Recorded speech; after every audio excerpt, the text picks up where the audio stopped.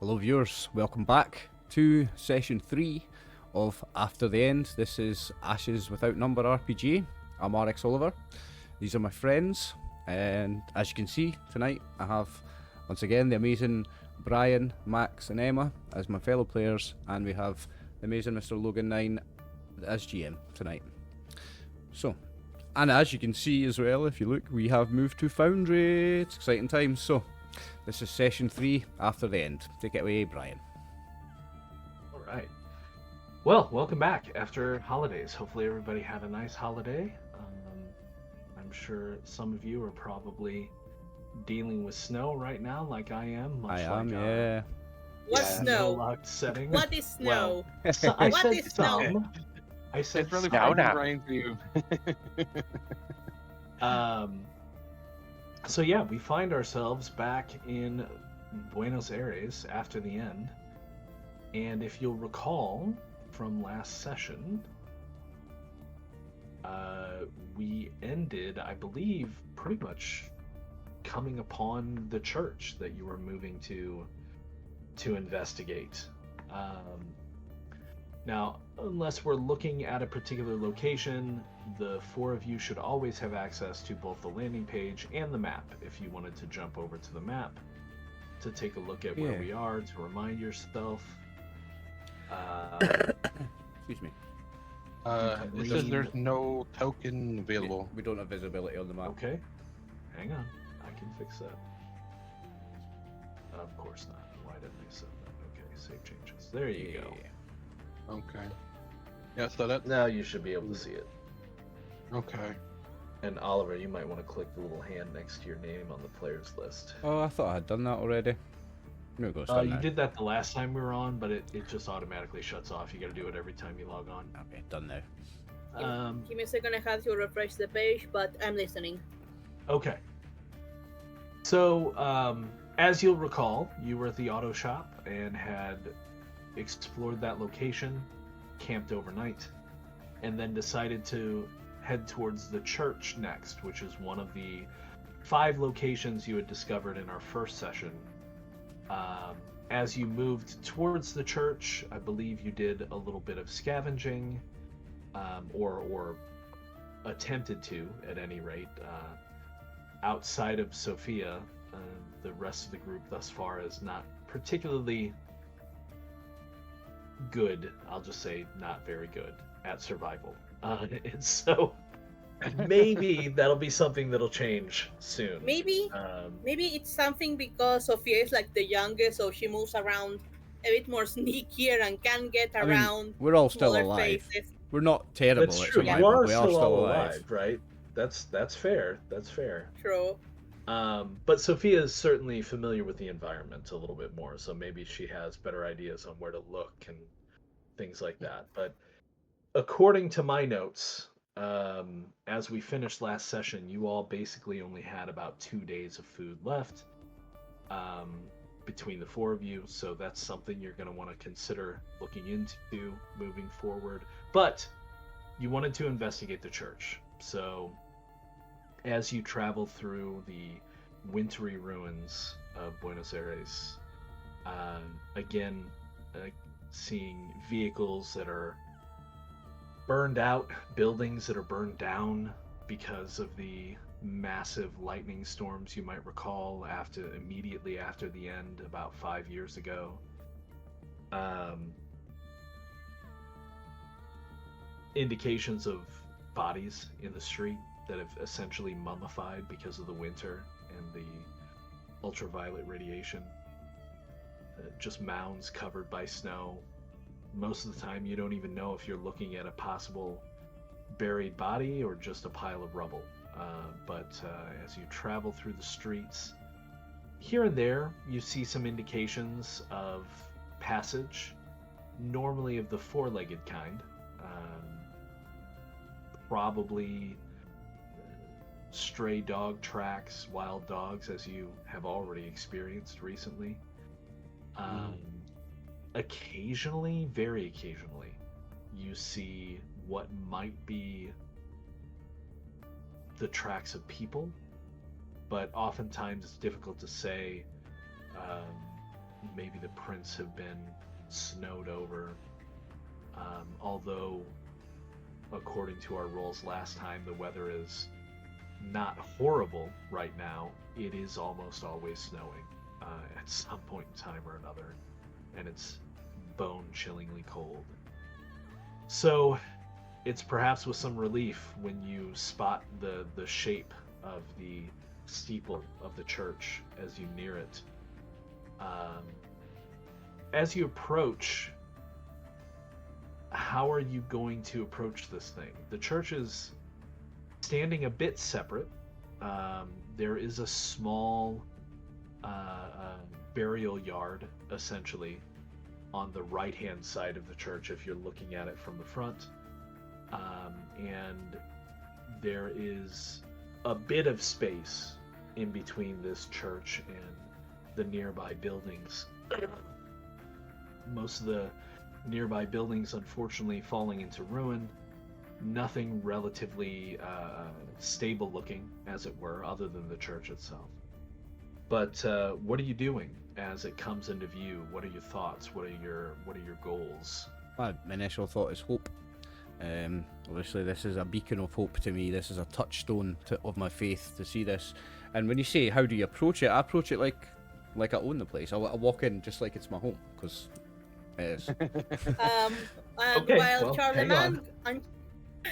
while Charlemagne is going into his own suicide, I want to scatter around the place to see if there is tracks of people, animals, or anything that may seem as if this place is dangerous or something to note. See, player knows that, but the character is thinking that nobody would ever do anything dangerous on sacred ground. Nobody's ever going to be pointing a gun at me in a church if I'm a priest. I'm immune to all that here, and he's totally naive as to what the apocalypse is going to do. do. I appreciate that. Your God has abandoned you. Accept it. Is anybody going to attempt to slow Charlemagne down? Because he looks very intent upon walking up to the front door and walking right in. Hey, Father, King says, like, we don't know if anybody's in there. We don't know what's in there. So it might be, be cautious about what could be sleeping in there. What danger? Doors, I will say, as you approach, the doors are ajar. What danger would you I'd say expect maybe to find let in a Abigail church? check it out. She's more, capable of, he's like, kind of showing his fist is like, kind of fighting compared to some of us, and Charlemagne's like, she did find like booms. who's going to want to fight with a He's a priest milico. in a house of God, Kang? I could. I don't know. And Sophia goes up like Edie, like I could find the priest. Okay, if you insist on scouting it out before I go in, go for it. Otherwise, I'm just going to walk in confident as hell. Okay, so are you stopping though at their request? If they're stopping me, if he's got his hand on my shoulder and he's saying that to me, I'll go. Okay. I'll give her a minute. We'll see. I think you're cautious for nothing, Emma, Kang, where but... exactly are you looking? You said you're looking for tracks, so I'm going to give you a roll for that. But is there anything else in particular that you're looking at? Keeping in mind that I'm not just going to let you roll randomly all the time. Sometimes you got to tell me where you're looking. Okay, so I want to. Sorry, go on. Go ahead, Emma. Then I'll get to you, Max. No problem. All right, so I was thinking of going around the church.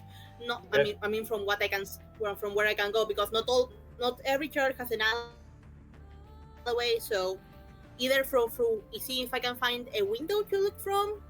The trash to see if anyone has been tampering with it recently. Tracks like on the snow to see if there has been feet or anything on the such. And above all, and just that, like anything that says someone or something has been around here lately. Okay, so go ahead and give me a notice check for that. What is Kang looking at? My thoughts is that you said there's a burial ground right here, right? And usually his thoughts is that they might have like, either I wouldn't say an undertaker, but a groundskeeper of some sort.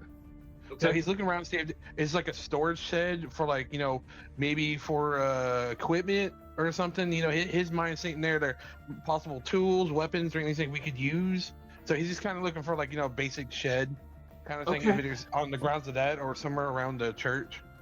Sure. Give me a luck save. Which Nice. stats do I have to use for notice? So for this, you're going to use wisdom. Okay, so I'll just roll luck. Yeah, just do a luck save for me. Okay. I got the 9. Okay. So, That's fine. as far as Kang looking for a shack, right? Like it makes sense, like a shack to keep like yard equipment and stuff in. You don't see one, but you see what looks to be a pile of rubble that an adjoining building has basically collapsed onto part of the burial ground. And so it looks like maybe there might have once been some kind of a shack or storage shed there, but it's completely covered in rubble and snow and would probably take hours to sift through if there's even anything worth keeping there. He'll just keep note of that, but he just like Sure. there's something possible to look for. So he's just like, all right, we can check that later. Yeah. Sophia, with that roll, your quick scout around the building, I will say that several things stand out to you. First of all, there are 2 other exterior doors. And I will go ahead and move us to the church now.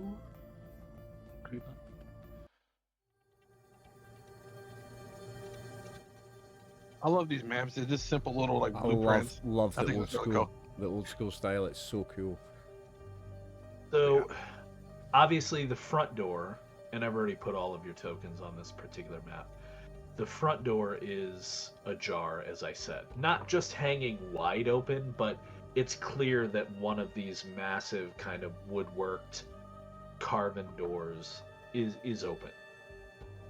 There's also 3 exterior doors. You find a door here, a door here, and a door over here.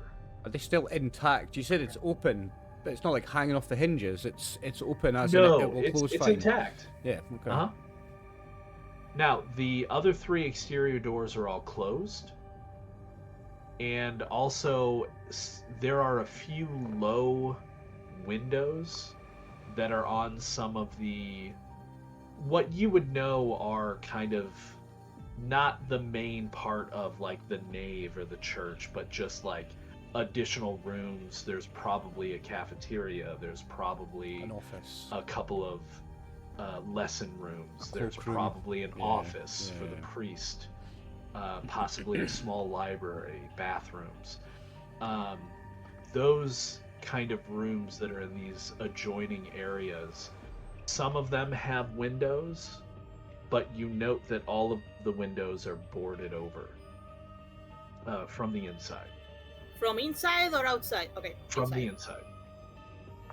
In addition, you note, particularly around the chancel, the kind of rear functionary area of the church, but also high up along the nave, that a lot of the stained glass is shattered.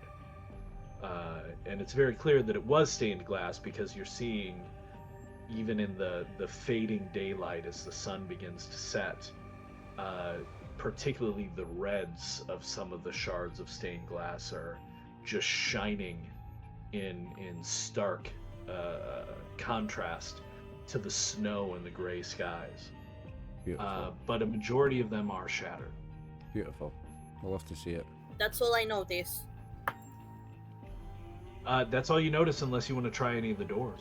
Are there any of I the want- are any of the I will stained glass try to windows open- intact? Hang on one second. Sorry, Oliver. Emma. Emma, do you want to try which door? Yeah, I want to try this one. Okay. The So- closest one to. I love it. You try the Oh, handle. Cool. There is a handle. You try the handle. It is unlocked. However, the door will not budge. It is apparently blocked somehow or boarded over from the inside. I will try the second door. Same response. This one over here. Same situation. Brian, can we say... This one? Same. Can we say just... I go back to the group. Just for the sake of the narrative, that one of the stained glass windows is intact. Uh-huh. I just want to like, for some symbolism. So let's say it's the old Rock of Ages. You know, the image of the Rock of Ages, the woman drowning at sea, and she's holding on to that cross, and it's just the only one that's left amongst all the broken ones. And Charlemagne catches a look at it, and that image of hope. That's the beacon of hope, and stirs hope inside Charlemagne. As Charlemagne is like praying to this Rock of Ages, I go back and I go, okay, so I think there has been people inside here. I don't know for how long or when was the last time they were here, but it has been used, this place. Of course, as you would expect. There are shattered windows. Also the doors are unlocked, but I can't go inside. It's like they are patched. I think they fully like tried to make it impossible to enter apart from this entrance. All the blind sides, and I can't see through the windows because all of them are also boarded up from the inside. From the inside. So from the inside, yes. I think this was a safe house out of sorts. Of course. Also, I will point out, since you did say specifically you were looking for tracks, you don't see any tracks around the perimeter of the church, but all of you would easily notice as you approach in the heaps of snow that there are tracks leading into the church that are relatively fresh, say within a week. Are they human or animal? You would guess. I mean, obviously they've been somewhat snowed in, but you would guess from the gate and the distance between steps and the general shape, they're probably booted or shoed human prints. These don't look like animal prints.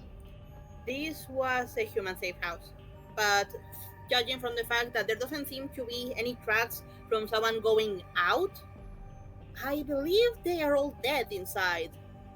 Just a theory. Okay. So perhaps you might want to let me go in first then. Can I go right behind you? I'll go in first just to make sure there's nothing in there. How much lighting do we have left for the day? I'm curious right now. So the sun is setting. At this point, you would guess that inside the church, it's going to be dim to dark in most places. Yeah.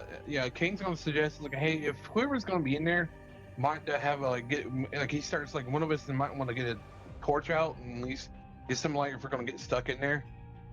Yeah, sure. Okay, so I'll reduce the torches in my bag to 2 then. I'll take one out. Okay. So I will tell you what, I will add another torch for you. And put it on the equipped side, and I'll change this to 2. Yep. How do I change it? Alright, go in here and change it, don't I? Yep. Yeah. Okay. And then I go to equipment, and here is another torch. Just equip that one. Yep. Oh, you know what I should do? I should turn the torch into a weapon. You can use that as a club. Yeah. But you probably want to use your spear more likely because it's going to be better. It's not a weird weapon. I will make torches weapons for the next session though, because I didn't even think about that.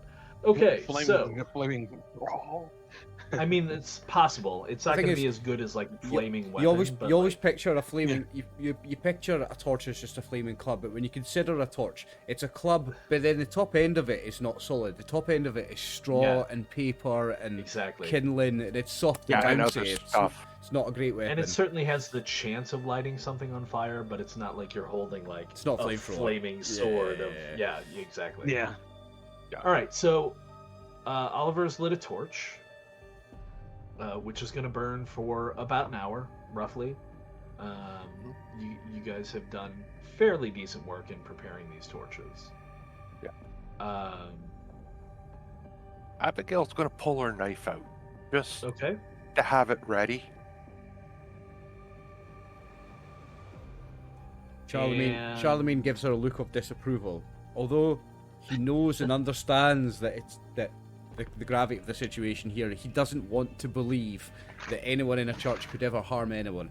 He doesn't want to believe Sure. it. All right. Cute. So, Well, hopefully we don't have to use it. Hopefully. feel free to move yourselves just inside and place yourselves where you would like, say within 3 or 4 squares of the doors. And I'll go right there. okay, now is anyone attempting to be stealthy? No. I mean, one of you is carrying a torch, so that might not be the easiest. Yeah, thing I'm to do. thinking, torchbearer. I'm trying to do the opposite of stealthy here. I'm standing there like, look at me, everyone. The priest has returned to the church. Yeah, the church is probably complete now. holding It has the a torch priest. aloft. Yeah, Yeah, like yeah. a beacon. I am here now. The Meanwhile, church is complete. Meanwhile, Possibly even Sophia hold tries to find a your- hiding spot. Rosary. Yeah. Okay. Well, if Yeah. you would like to try to be stealthy, go ahead and make stealth checks for me. Sneak checks, rather. The torch in one hand, Where, I got Where clicking was- rosary beads in the other. I don't have sneak. So, then for any skill that you don't have, you would roll untrained. Now And you this are will going to be get. with Dex. You are going to do this with Dex, correct?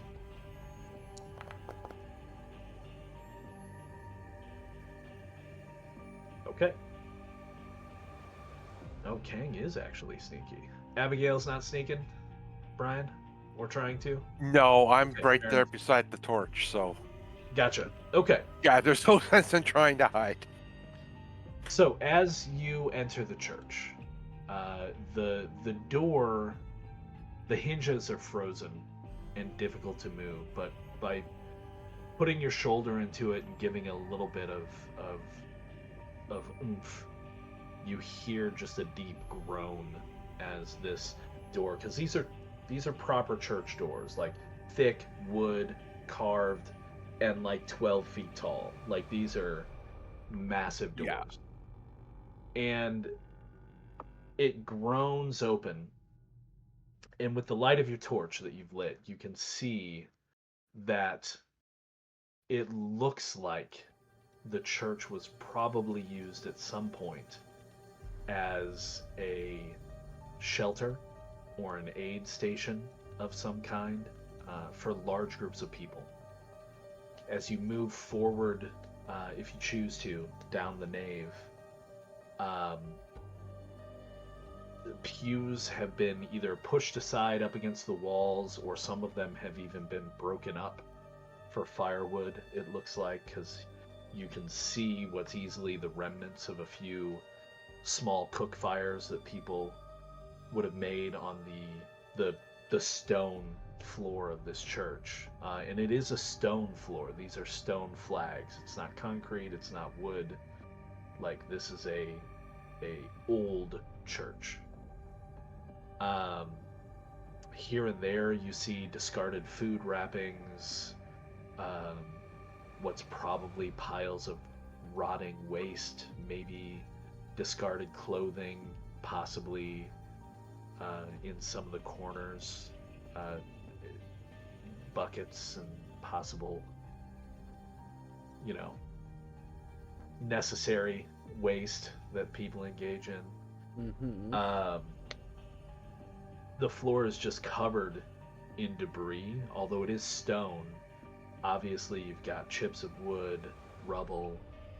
There are a couple of places where it looks like the ceiling has caved in, although it still looks largely intact. It is not completely sealed anymore. And in fact, snow is slowly drifting down through the church in these kind of columns of red deepening light as the sun sets, and you can see just the snow swirling down up through the church. If you do look up, you also notice there is a gallery that the church has, There's probably a stairway somewhere ahead of you, possibly off to one side of the nave, that gives access to the gallery.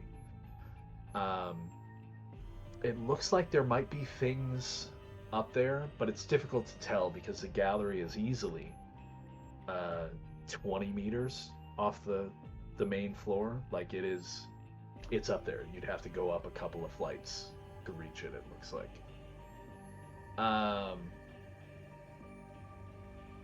One thing that stands out quite well, in fact, is right about here, just in front of the raised kind of altar chancel portion of the church, where the priest would give sermons from. It looks like directly above this point, something has kind of punched its way through the roof of the church, and sitting in a pile of debris here is what looks like something that most of you haven't seen for years. It is a supply drop. Ooh. Essentially an aid drop that were, in the early times of the end, were dropped by still functioning military and aid support units in several countries. And it's got the very clear kind of, emergency aid, supplies, kind of markings on it in several different languages. It looks to be still, in fact, wrapped up in very tight kind of plastic wrap, the same kind of wrap that some of you might even recall using a knife to cut through in the early times to get some supplies for yourself and people that were close to you. So you see that, as I said, about here. I'm assuming you can all see my pings when I make them. Always wonder in apocalypse, in a real life apocalypse situation, how long do organisations like the Red Cross and Greenpeace keep working for, and what happens to their roles, and how does it evolve, and how does it change? Right. That's fascinating for me. For me, there's a whole story in that. What happens to Greenpeace and what happens to the Red Cross when the shit hits the fan. For me, that's a whole story, yeah.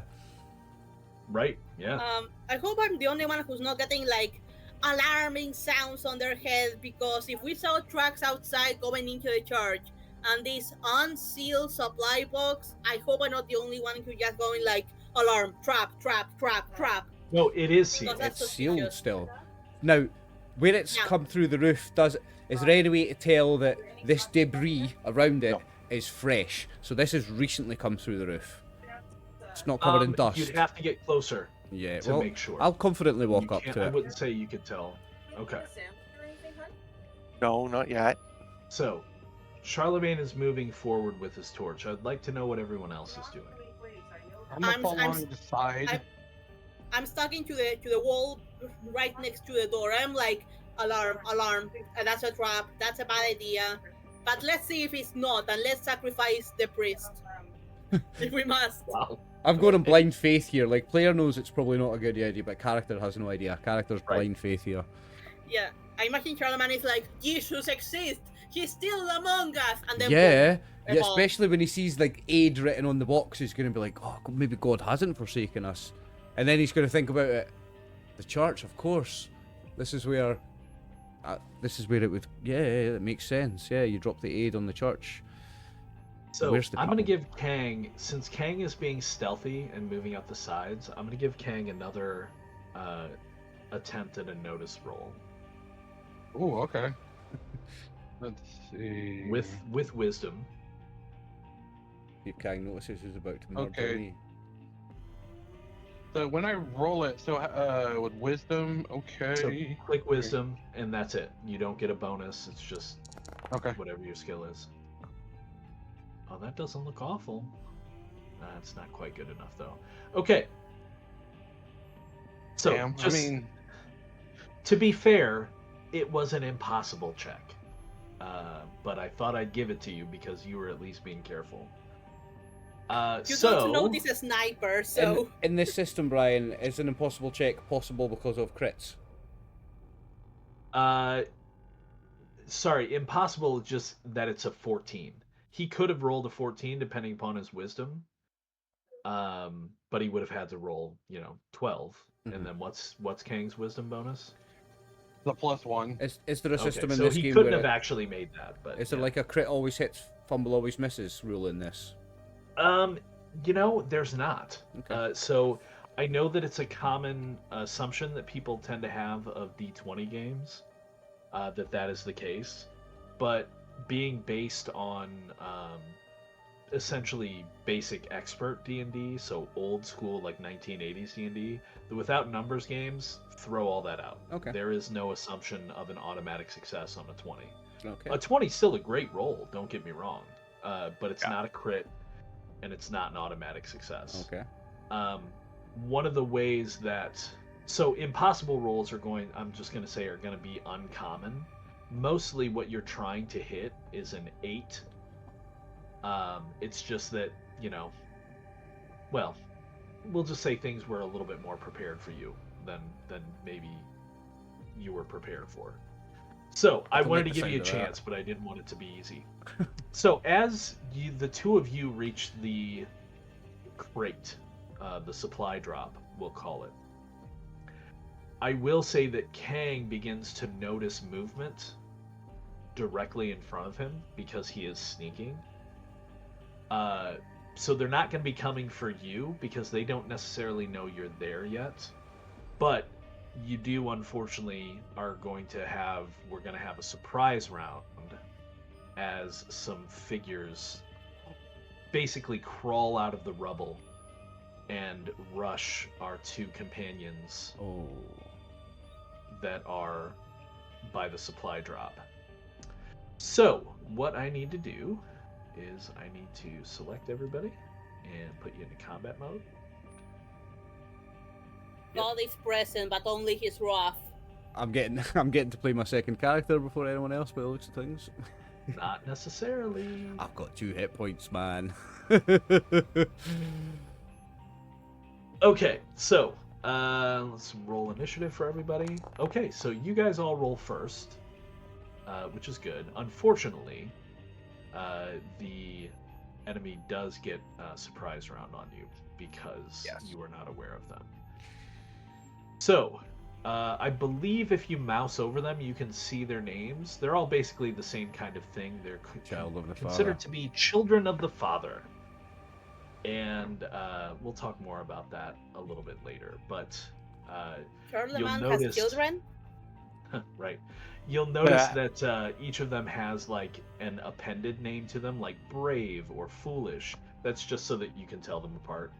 It's something that Foundry Yeah, does. I know. It's a cool, funny little but, thing Foundry does. I enjoy it personally. So I think we once had a philosophical skeleton. Yeah, we did. Oh, that's great. That's awesome.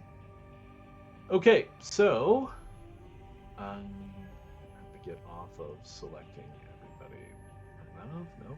Well, let's just do that. That'll do it. Okay, so they're gonna go first, and these two kind of charge out and try to strike at you with. They appear to be using just lengths of wood, just clubs essentially. And these are human. And yeah, these people do look human. So as they approach you, they don't necessarily look like their picture. They look like well-fed people. They're wearing various scraps of clothing. Interestingly enough, they don't seem to be wearing super thick, heavy winter clothing.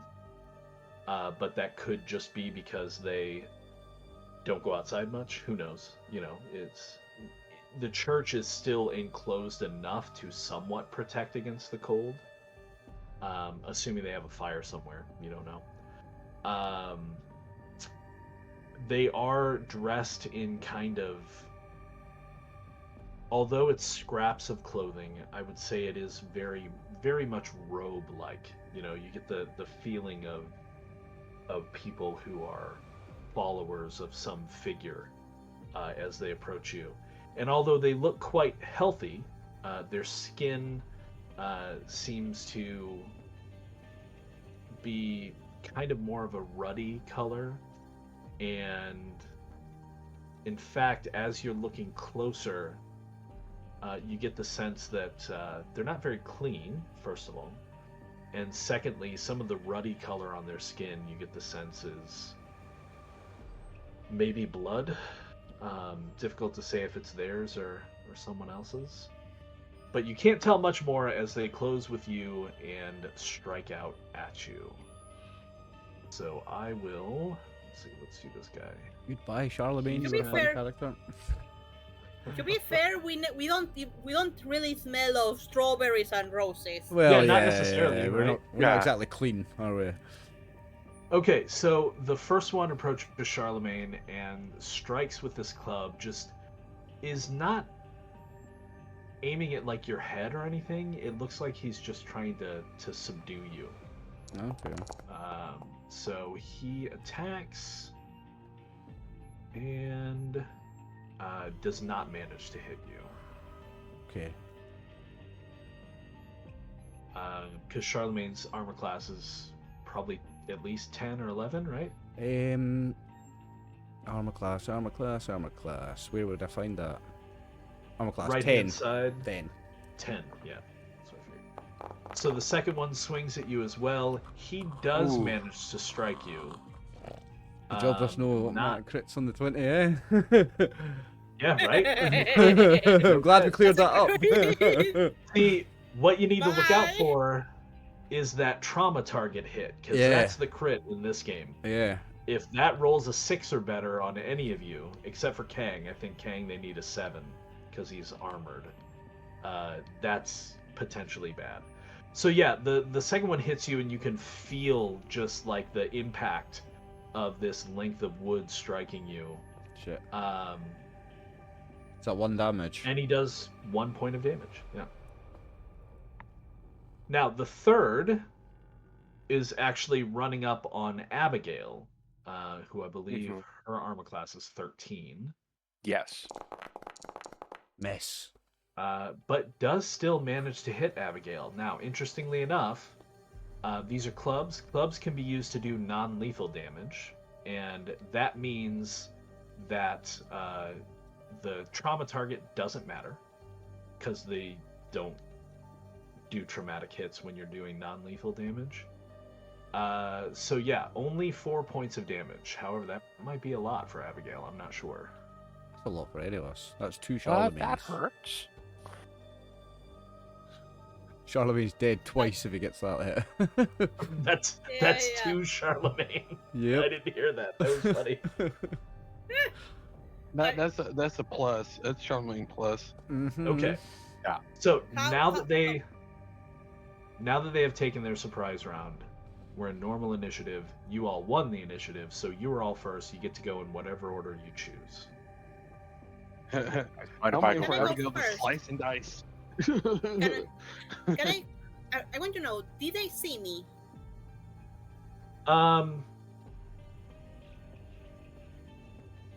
It's difficult to say whether or not they've seen you because they're not moving towards you.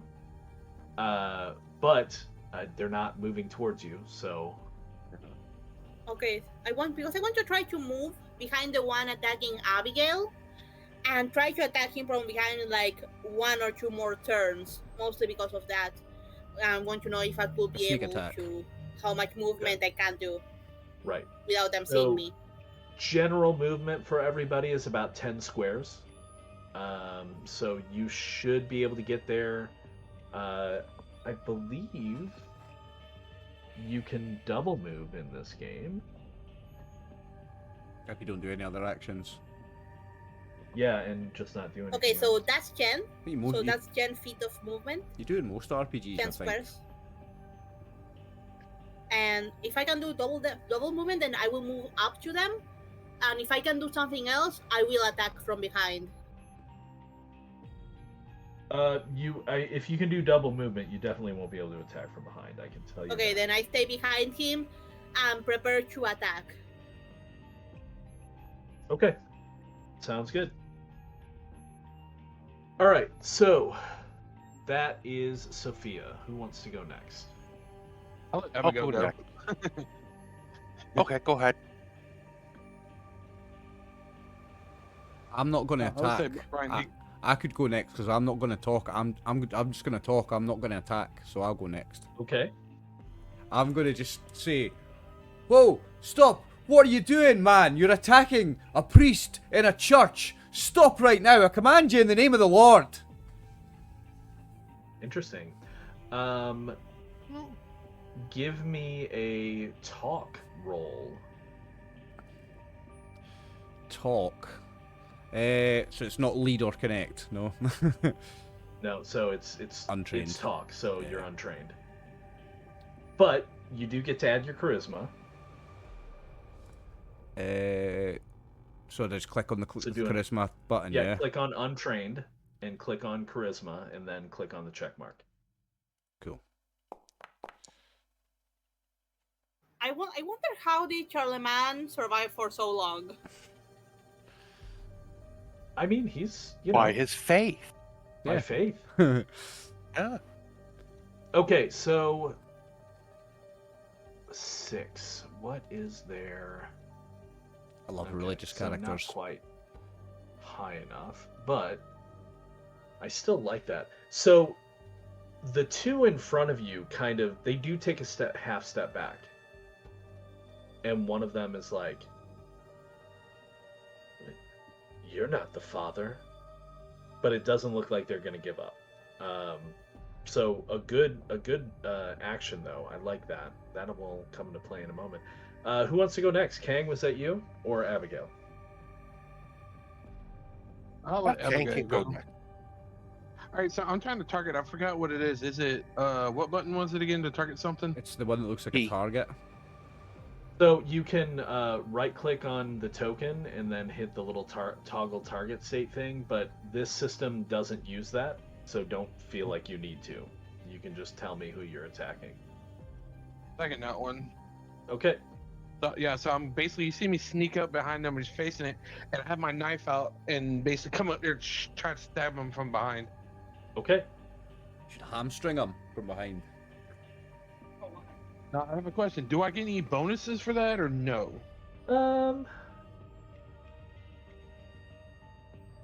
That's a fair question. Sneak attack from behind. Generally, Or something. So, generally, no. However, since you did roll well, and they're not focused on you, I may give you a bonus. I will encourage you to take a look at, in your own time, if you want to look at in the rules, the execution attack rules, which are very different from normal attacks. In short, an execution attack is basically like you're watching a target and preparing yourself to just do a devastating attack, and it's not something you can do in the middle of normal combat. It's like something that you set up before combat begins. So you have to know where your target is, you have to be within striking distance, and you basically have to observe them for a certain amount of time, and then instead of making an attack roll, you actually make a skill check. And if your skill check is successful, you pretty much just kill them. So like waiting behind the door for them coming with a sledgehammer, you know they're coming through the door, so you wait behind the door. When they come through, sledgehammer, boom. Yeah. Cool. So it's not a sneak attack. It's just awful. Yeah, read through it. It's kind of crazy what you can do with it. But unfortunately, it's not something you can set up very easily. So I will though give you. Let's see. You were hidden, and they were not focused on you. So I'm gonna give you a bonus of +2 to the attack. Okay, so the way I attack is, what do I? Oh yeah, never mind. I just saw that. I was just trying to figure out. I was like, what did I roll? I was like, that didn't add the +2. No, it won't. I'll have to do that mentally. But even so, that's still just a 6. Okay. Unfortunately, that's not going to hit them. But you are using a melee weapon, and so you do shock damage. The enemies don't do shock damage with their clubs, which is also probably a good thing, because they're not trying to actually, kill you. But you do shock damage. What's your strength, by the way? Do I have your shock damage set up correctly? It's 11. There's no pluses to Oh it. yeah, okay. So you do 1 point of damage to that dude. As Sorry. you, what was your attack look like again? What did you do exactly?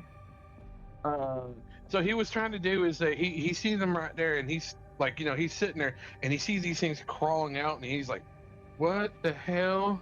And he's like, some weird corpses, and he sees like, they're going at this, and Charlemagne's trying to talk to them, and they're just sitting like, "You're not the father," and he's kind of like, and he's just trying to process it all at once. Sure. And he just sees Charlemagne get smacked in the side, and he's like, "Nah, we kind of need him around." So he kind of sneaks up and try to stab him right at the ribs. Yeah. And at this. As you go to stab them and angle up, he's kind of focused on Charlemagne, so he shifts just at the last second, and you can feel your blade kind of be slowed down by the layered rags that he's wearing. It's not really armor, but it's enough to deflect your strike to where you feel like you caught him a little bit with the edge, but not quite as well as you wanted. But he certainly knows you're there now. So that leaves Abigail. Abigail, you have seen Sophia, I think, probably sneak up behind this guy who has struck you. So you know that she's back there. Okay. What are you going to do? I take it this was the one that hit Charlemagne? He is, yes. Then that's where I'm focusing my attention. I'm going to actually strike at him. Okay. Please don't kill them. Please don't kill them. Kill. Non-lethal damage. No. Fuck. Well, I Well, still got 4. yeah, I mean, here's the thing. Abigail's so good, though, that her shock damage, assuming you're doing lethal, so you're doing Yeah. shock damage. Okay. So, I yeah, heard her do shock non-lethal damage with a knife. really hurts this guy. Oh, yeah, you can't do non-lethal with a knife, can you? Yeah. Never mind. Not unless you hit them with a hilt. Like a Oh, pistol yeah, whip. I guess that's true. You could. Yeah, You kind of could. Okay, so you lunge at him, and he tries to dodge to the side, but you're so quick and skilled that your blade definitely gouges a pretty deep slice in his side, even through his layered rags. So that brings us to them. This one is going to have to Abigail, make a what are you morale doing? check. Don't draw blood in the house of the Lord! And that is a success, so he is going to stick. Okay. So, we'll start with him. The foolish child of the father that you just struck is going to lash out at Abigail.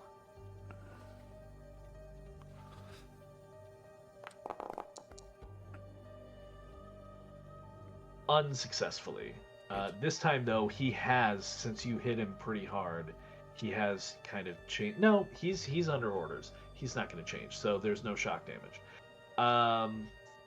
This one that hit Abigail before, not aware that Sophia is behind him, is going to step forward and also try to hit Abigail. And fail. That As was trying to Abigail rock on- definitely... Trying to go into the What's 18. That dice was trying to go in the 18 It was so trying. hard there. It was yeah. trying. He's like, no, Yeah. no, sir, no, sir. Abigail definitely just avoiding every potential strike at her. Excellent.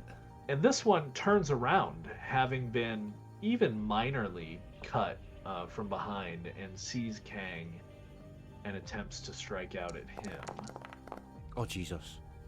And does manage to hit, even though Kang is armored. No traumatic hit, so he does 2 points of damage to Kang. With a hard clang on your arm. I think I recall you saying that your scrap mail is more like a lamellar vest, so his club managed to hit your arm and bruise you a bit there. You can feel you'll probably have a bone bruise for the next few days.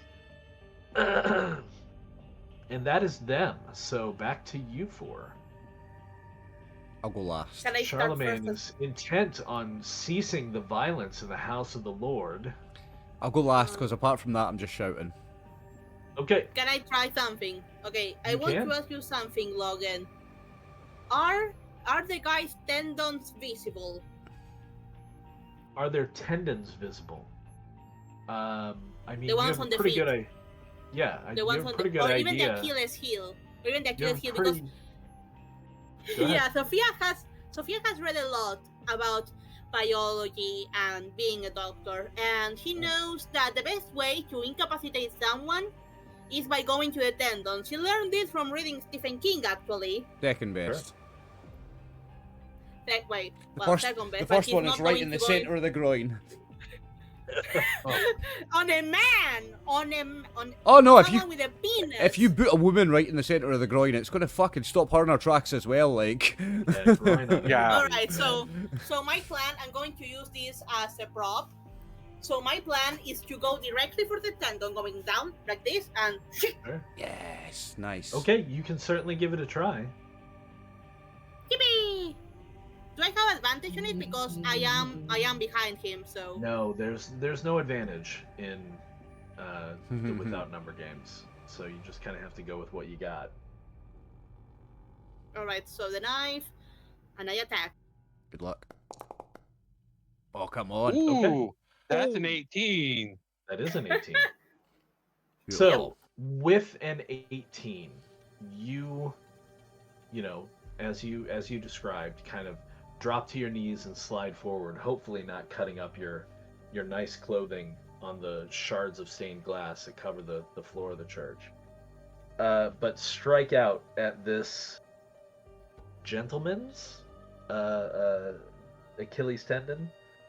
Yep. And while you don't feel like you necessarily did traumatic damage to him, you definitely managed to score the back of his calves through his layered robes Nice. Very nice. and yeah. deal some damage. Nice. Sophia, no! What are you doing? I did not More- draw blood. I did not draw blood. Oh, yeah, you did. Yeah, you did. More I blood did draw stains blood. the ground. I did draw blood in the House of Commons. Every drop of blood that spills on the floor of this place is just pain for me. So, man, that's lovely. We'll get back to that in a second. So who wants to go next? I know Oliver's going last. I'll go next. Okay. If I can like deal with the guy that's in front of me and see the guy cuts me, and I'm like hits me, like, you know, get smacked the side of the head. I'm like, you know, and King frowns. Is like, I don't think so, and he just tries to slash at him again. Good luck. Okay.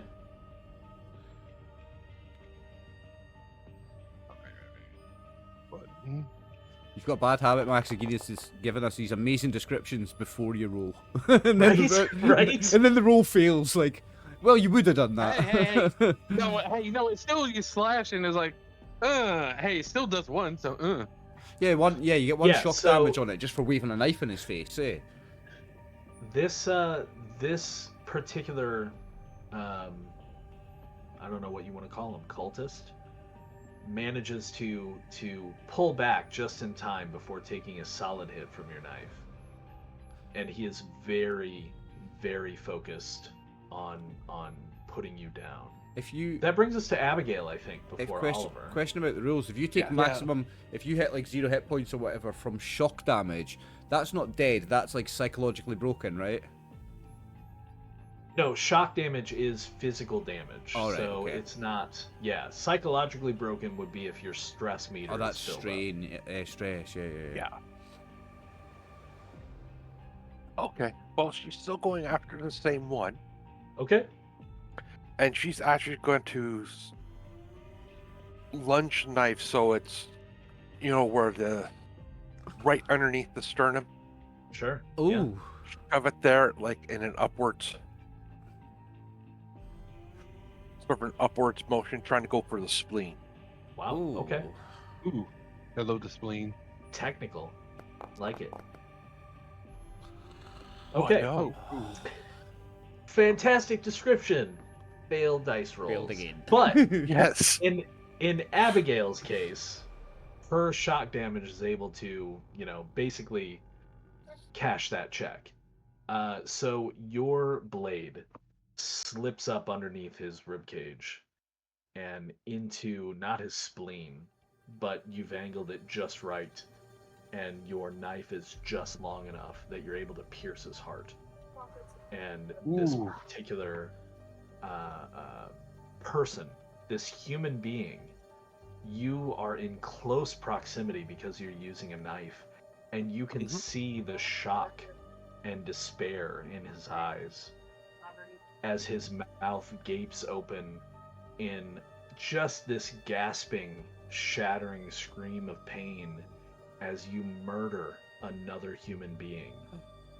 Oh I'm going to need you to take some stress for that. In the middle of a church as well. In the middle of a church. Do I take stress because it's in the middle of a church? Yeah, you can give yourself a point of stress for that. If you I think it's only fair, yeah. That's fair. Yeah, I like it. Yeah. So how much stress do I for the get? narrative. So for you, I'm all about the narrative, Max. All about it, mate. It's actually 2 Oh, yeah. points of stress to kill another human being. Okay. It's your first kill. How do you Roll a add D6 stress? for me? Just click the plus button next to your current stress. Okay, so it being your first kill as well, that's 2 additional stress, so that's 4 points of stress. It says here I've got stress 15. That's not right. They were current threatening your stress. life, so It's there. that's fine. Got They're it. not helpless or non-violent, so that's fine. So yeah, 4 points of stress for Abigail That as- brings me up. as this particular cultist passes. Well, I'm taking 2. I'm taking half just for it happening in a church. Okay. Oh no, you just take 1. You Taking sure? 2 is a lot, man. Just for Okay, seeing okay. it. Okay, I'm just trying to play with the narrative. And you didn't kill him. You didn't kill him. I'm good with giving you 1, but more than that I don't think is right for Charlemagne in this case. I definitely have to take However- something. I've just watched a man die in the middle of a church. Yeah. However, it is now your turn, so I want you to handle that however you want. You're now seeing blood spilling in the church. I almost said your church. It's not necessarily, but A you church see of God. blood In the church. spilling in the church. Church of God. You've seen a man killed in front of you. Probably not the first time ever since you've been surviving Since the for end, 5 years. yeah.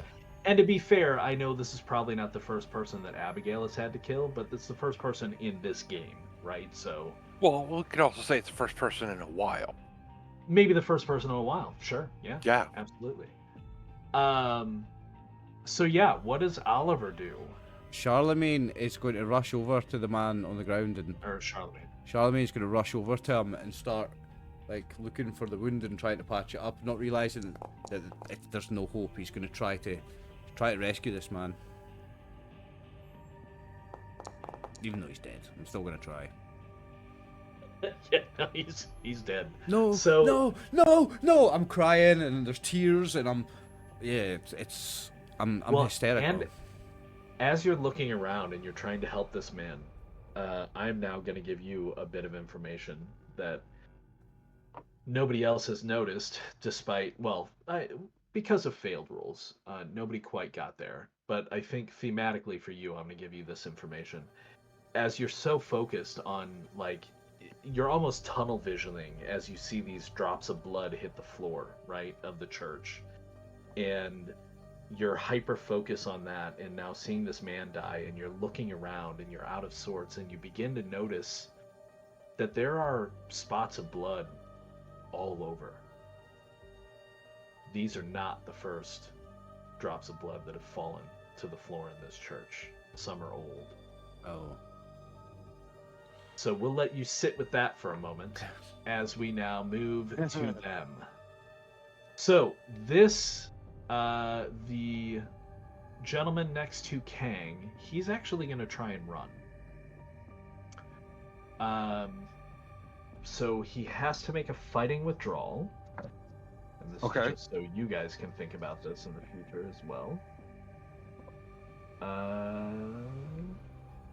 So it's like, so when he's doing a fighting withdrawal, is that we don't get an attack, like you know, like some games where like your enemy's leaving, you have a chance to hit them before they leave, kind of effect. Yeah, so it generally, if I recall correctly, attacks of opportunity are a thing in this game. But fight and retreat would stop that.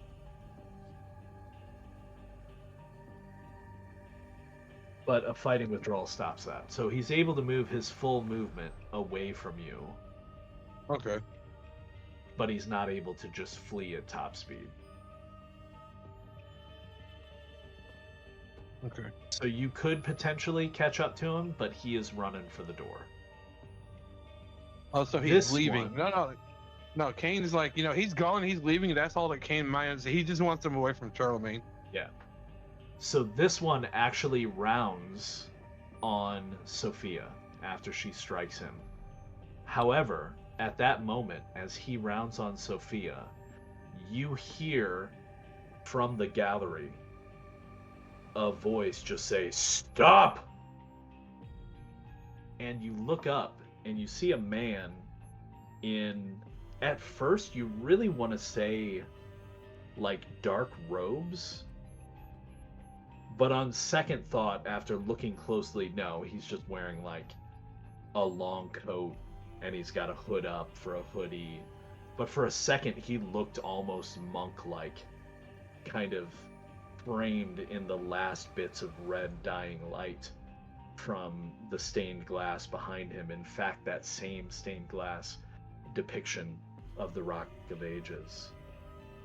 And he is standing with one leg on the banister. And as you all look up and see, and the child here, this last remaining cultist, stops.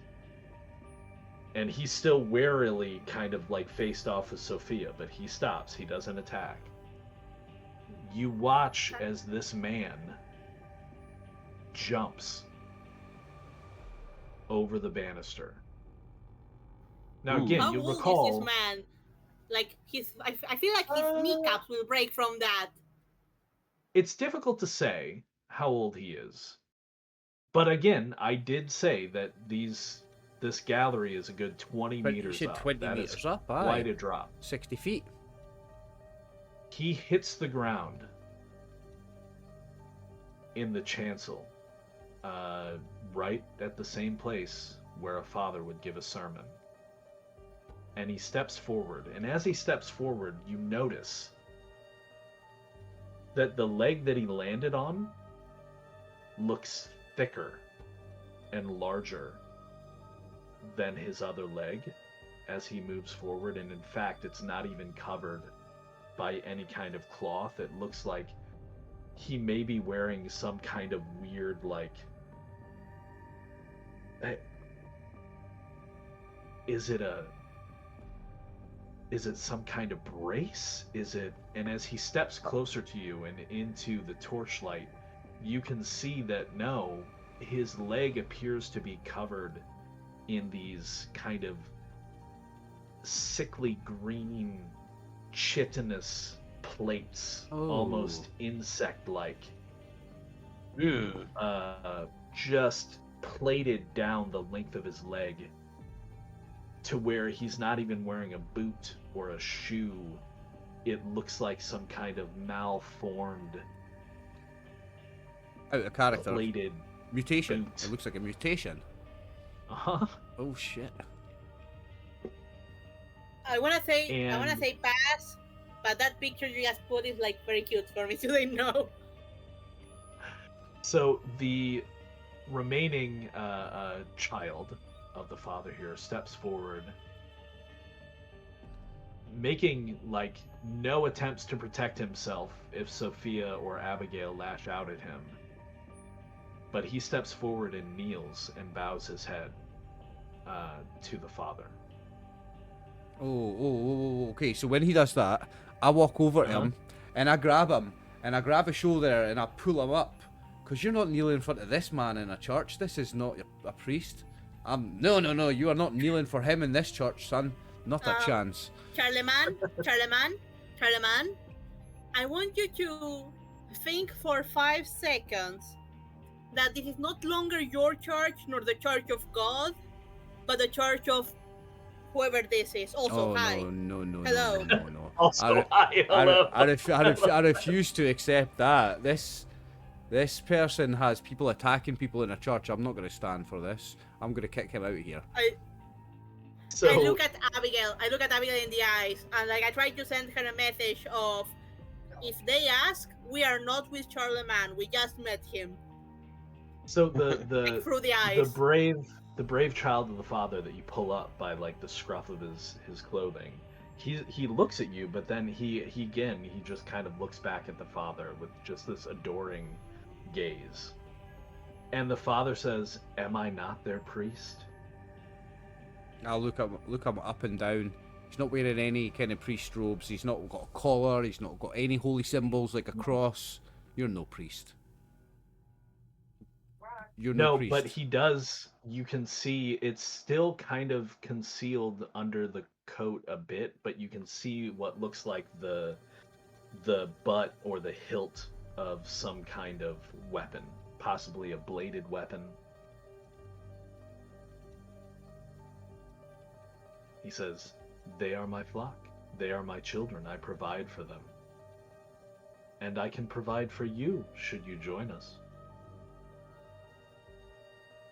Do you provide housing? What better house than this great house of what was once the Lord, And what about and food? is now mine? I hate this guy. I hate this guy. Oh no, I'm gonna get in trouble here. I hate Meanwhile, this guy. I am considering. Meanwhile, Sophia's like considering this, like, So when And what about food? when the butt of his weapon shows, when I catch a glimpse of the butt of his weapon, I'm just gonna move slightly so that my coat opens a little bit and he sees the butt of my fucking shotgun, the prick. Huh? Okay. Are you going to shoot in the house of God?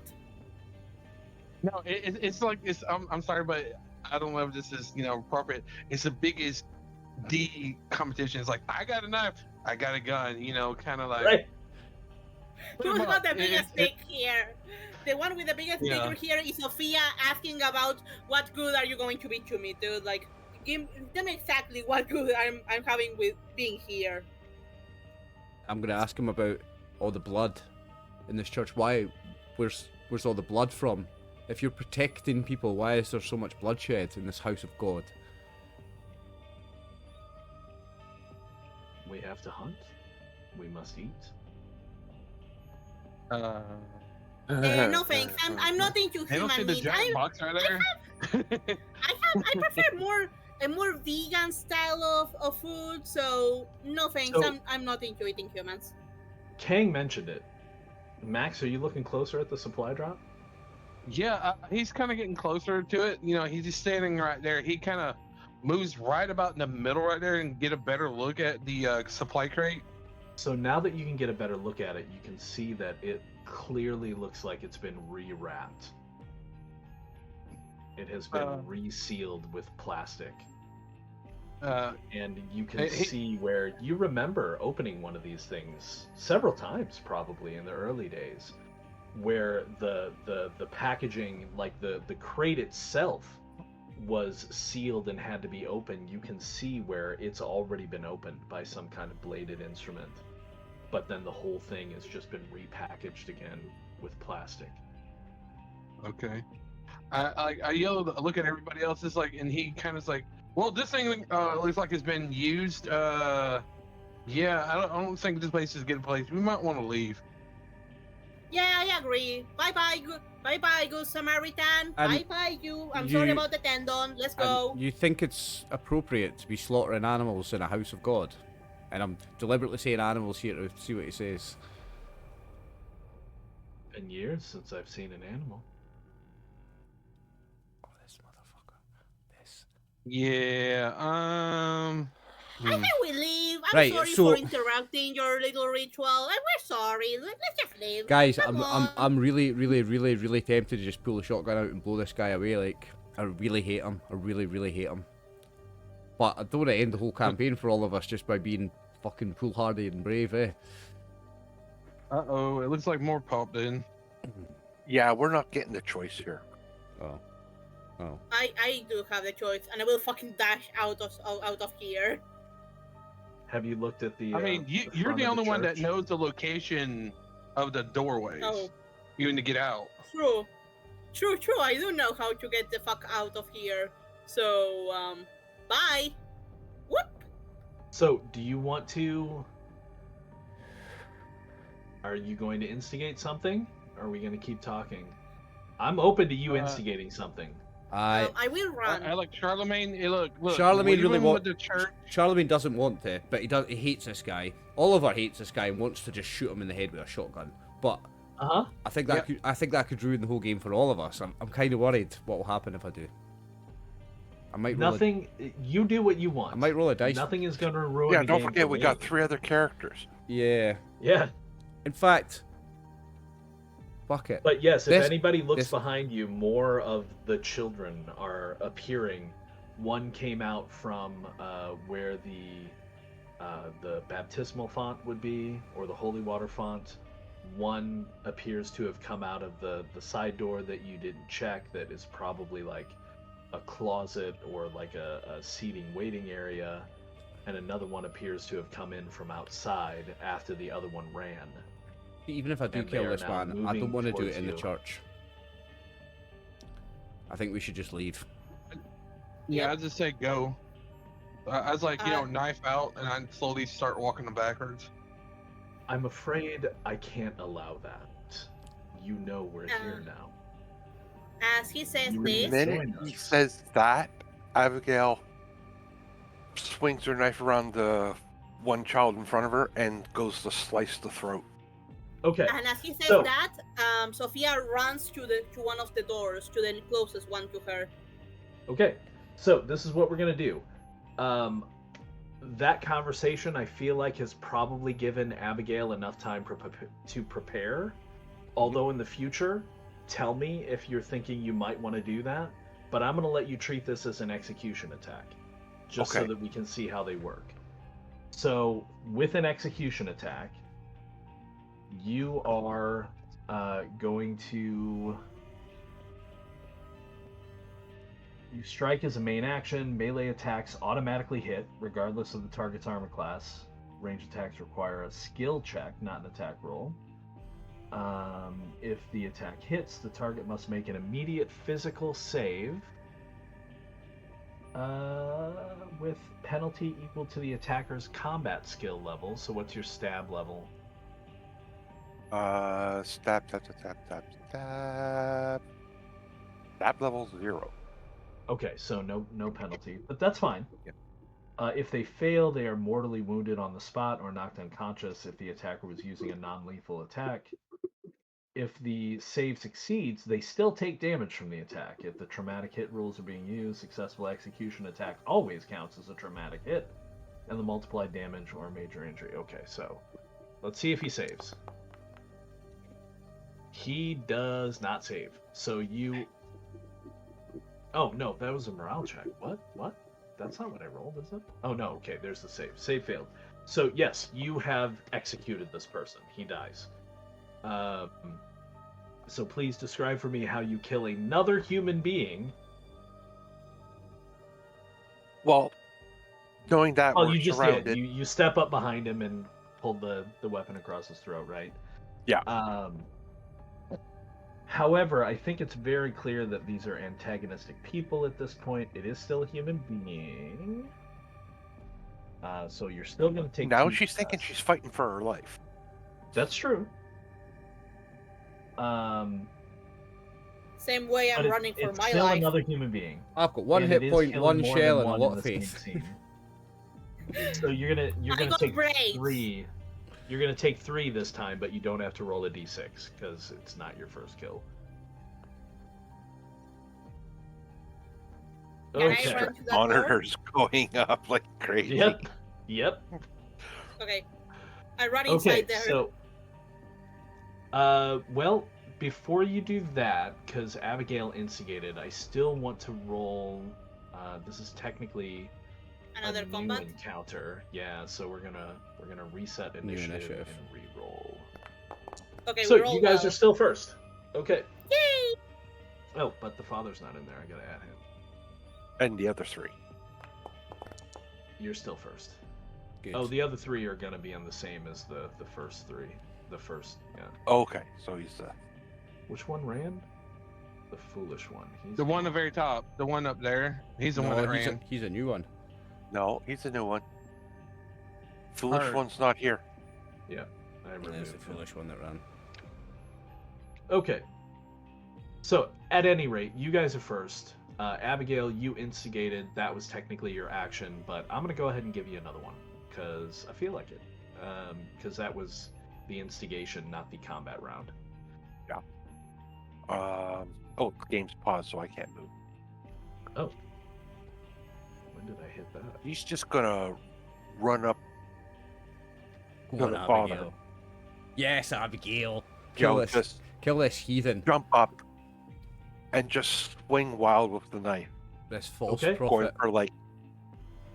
trying for like a stomach. Okay.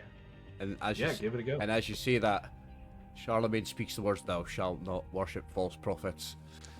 Wow. Okay. Oh Ooh, God! That's not good. Boom, Ooh. boom, boom. Fucking hell, Brian. Wow. Wow.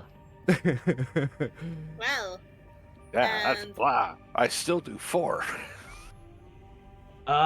You're lucky you still do 4, but yes, you do, because Yeah. even as you strike him, possibly why you missed, you can feel that there are plates underneath the kind of hoodie and shirt that he's wearing.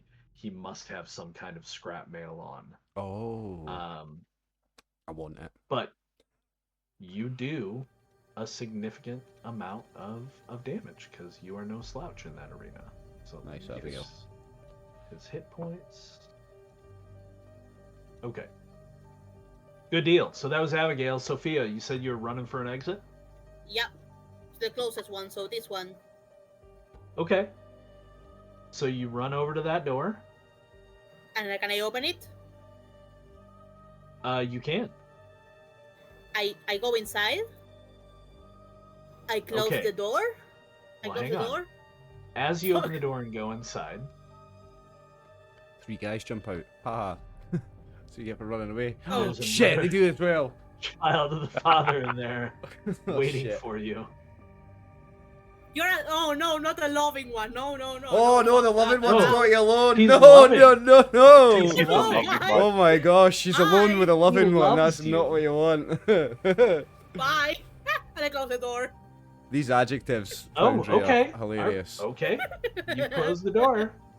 Yeah, I go Aren't in. they though, I see right? him. I see him alone, and I walk back out and close it. Like no, She did not want any of that loving. no.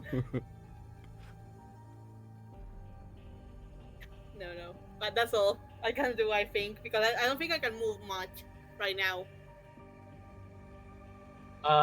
Okay, well, you close the door. Are you trying to block the door, or are you trying to lock Do it? I have anything to block it?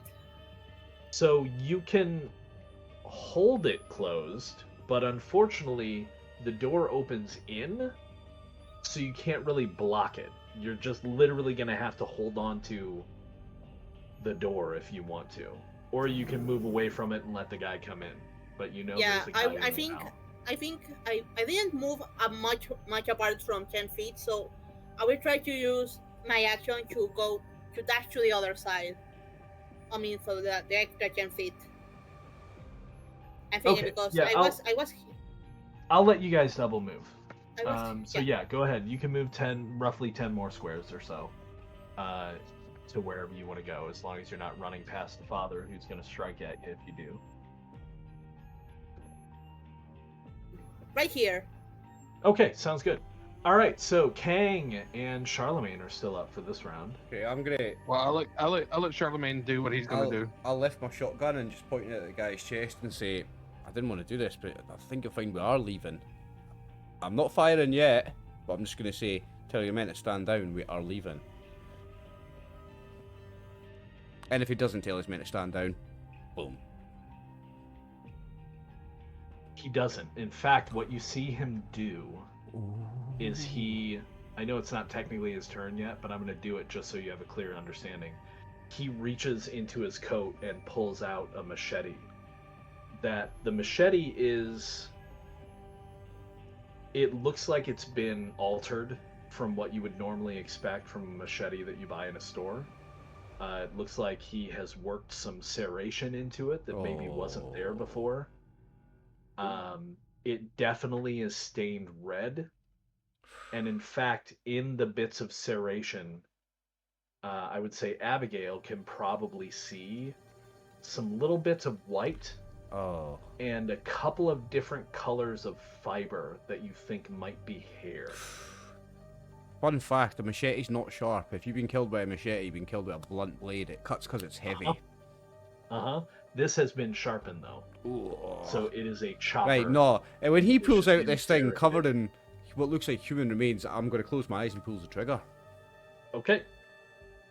I'm closing my eyes for thematic effect. Don't give me a penalty. I'm not. Go ahead. You Point- already aimed at his chest. Point blank range. I was thinking about just pointing straight to his face because it's unarmored, actually. I forgot. Point blank actually probably does give you... I'm going to just aim it. I'm not going to aim at... I was aiming I at need his to chest, add but in when he pulled out the weapon, I'm going to modifiers lift for it up to his attacks. face. Okay, go ahead and... Yeah, you're not in melee.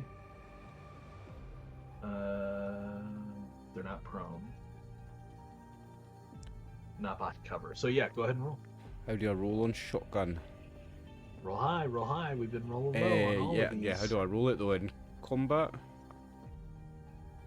Oh, you might need to equip it again because I unequipped it. No, it's equipped. So what do I do? Oh, so up under attacks, you shotgun. Oh is your yeah, first yeah, one I there. see it. So no bonuses, no. Well, -2 because you're not trained. Oh in my it. days. Let's see how we do. Okay, so boom! Shotgun goes off. 1 round, 1 chamber. Subtract the shell. And it is a buckshot. So Abigail might feel some of the pellets fly past her, and some of the pellets kind of bounce off of the chest of this guy. Maybe you weren't thinking of the armor that he has. Unfortunately, wow, too bad you didn't hit too, because that would have been a traumatic hit. Unfortunately, you are not able to do anything with the shotgun. However, he doesn't know how many shotgun shells you have, so that might change things. He, after getting kind of immediately manhandled just by Abigail's shock damage and having a shotgun blast at him, he does a fighting withdrawal. So he steps away from Abigail just a bit. Why can't I move him? There we go. He steps out of your reach just enough to where you can see him kind of go down on one knee, and the knee that he goes down on is that weird mutated leg, and you can see him then leap, and it propels him up 20 meters into the air onto the gallery. Oh. Oh fuck and that! he No, this. disappears. This guy's a mutant. He's an actual And mutant. as he leaps, he shouts out, "Run, my children!" And if you look, yeah, the 3 at the rear kind of exit the church through the gift shop. I'm joking, there's not a gift shop. And It's the front entryway. And you hear, well, would you hear that? They probably have a way to do it quickly. You do hear, well, no, because she's not there anymore. So anyway, that guy disappears as well. And yeah, all of the threats appear to have vacated nice. the building, from what you can tell. Do you, Yeah, I say let's get the hell. Like Kang's like, let's get the hell out of here. do you think There's a lock up here, everyone. do you think before we do anything, we can have a 5-minute halftime break, guys? Sounds good. Thank you. Thank you. All right. All right, so welcome back, everybody. When we left off, the strange, mutated, they think, father leapt 20 meters straight up into the gallery of the church, commanded his followers to flee, which they appear to have done so, leaving our survivors in the center of this bloodstained church. Now give us a chance to check out the contents of this aid drop then. No, you do that if you want to die. Sophia is leaving now. She's like, I nope, don't nope, think nope, it's nope. going to be strapped with explosives. I think we can have a look inside it safely. What do you think, I've already Kang? said that it's already been like messed with, so they already probably used whatever's in there and rewrapped it. Yeah, You can certainly open it yeah. up to check, though. you can Who open wants to it. do I it? will try the door. Yeah, I'll open it up to check. You have a knife, right? Yeah, Mhm. yeah, you do. Yeah, I've Everybody got a has a knife. So yeah, Yeah. Charlemagne steps over to the supply drop, and with a few deft cuts, or maybe not so deft. I don't think he's skilled in stab either, so he's not great with a knife, but he's okay. He knows how to cut things. But yeah, you get it opened, and the plastic sheeting comes away fairly easily, and then once that's away, you've opened some of these in the past, so like, oh yeah, okay, this doesn't even look sealed anymore. You open it up, and Kang was right. There's nothing in the supply drop. Yeah, there's nothing It's in it. just Okay. an empty shell. Okay. Are you ready to leave now? I don't know. I kind of want to. Yeah, I kind of they want to. have to have supplies somewhere in here. Yeah, I kind of want to take this back from interestingly him. enough, Look, interestingly alright. enough, when Sophia moves over to that door, I'm not going to make you roll for it. You hear noises coming from inside that room, and they I go sound kind of like cry. this. Food! Food! I open the door. I open the door. You've been tricked. It's another lover child of the father. It's Loverboy again. Hey, baby. He teleported to the other side of the church. And immediately, I will try to find a shotgun. It's like and that just guy in the shoot friend zone you garden. just can't get rid of, eh? He's Oh, gonna God. keep showing up. That's a Yeah, new recurring so- character, everyone. You pull the door open. This one opens out, and inside, what appears to have been probably the head pastor or priest's office, or maybe ready room or meeting room of some kind. You see another door directly across from you, but in this room, amidst some broken furniture, you see what looks to be kind of a cobbled together cage made of rebar and stout lengths of wood. They've been lashed together. It's not really, there's no padlock so much as just a really strong like tie of some kind that they have on the front of it, and Bit of rope. inside this cage are 3 people. Kang, Two. could you? Sorry, go ahead. I look back and I say, Kang, could you come help me out a bit? Describe the people. So 2 of the people in the cage are 2 people that your survivors don't know, but the 4 of you might know. Oh, yes. 2 of your characters, whoever wants to have a character in there, 2 of your characters are in that cage. Nice. I'll let you guys. So I'll let you think about that. But there is a third. I didn't build my other characters yet, so I'll let you guys take one. A first where? Oh, And there's her picture. She is Kind of hot. a young to middle-aged woman of some kind of Asian, but possibly also some European descent. And she's the one who's been calling out, "Oh my God, are you?" She looks you up and down for a second, Sophia, and it's like, you're not with them. Sophia's going through a panic attack. Give her a second. Like a gay panic attack.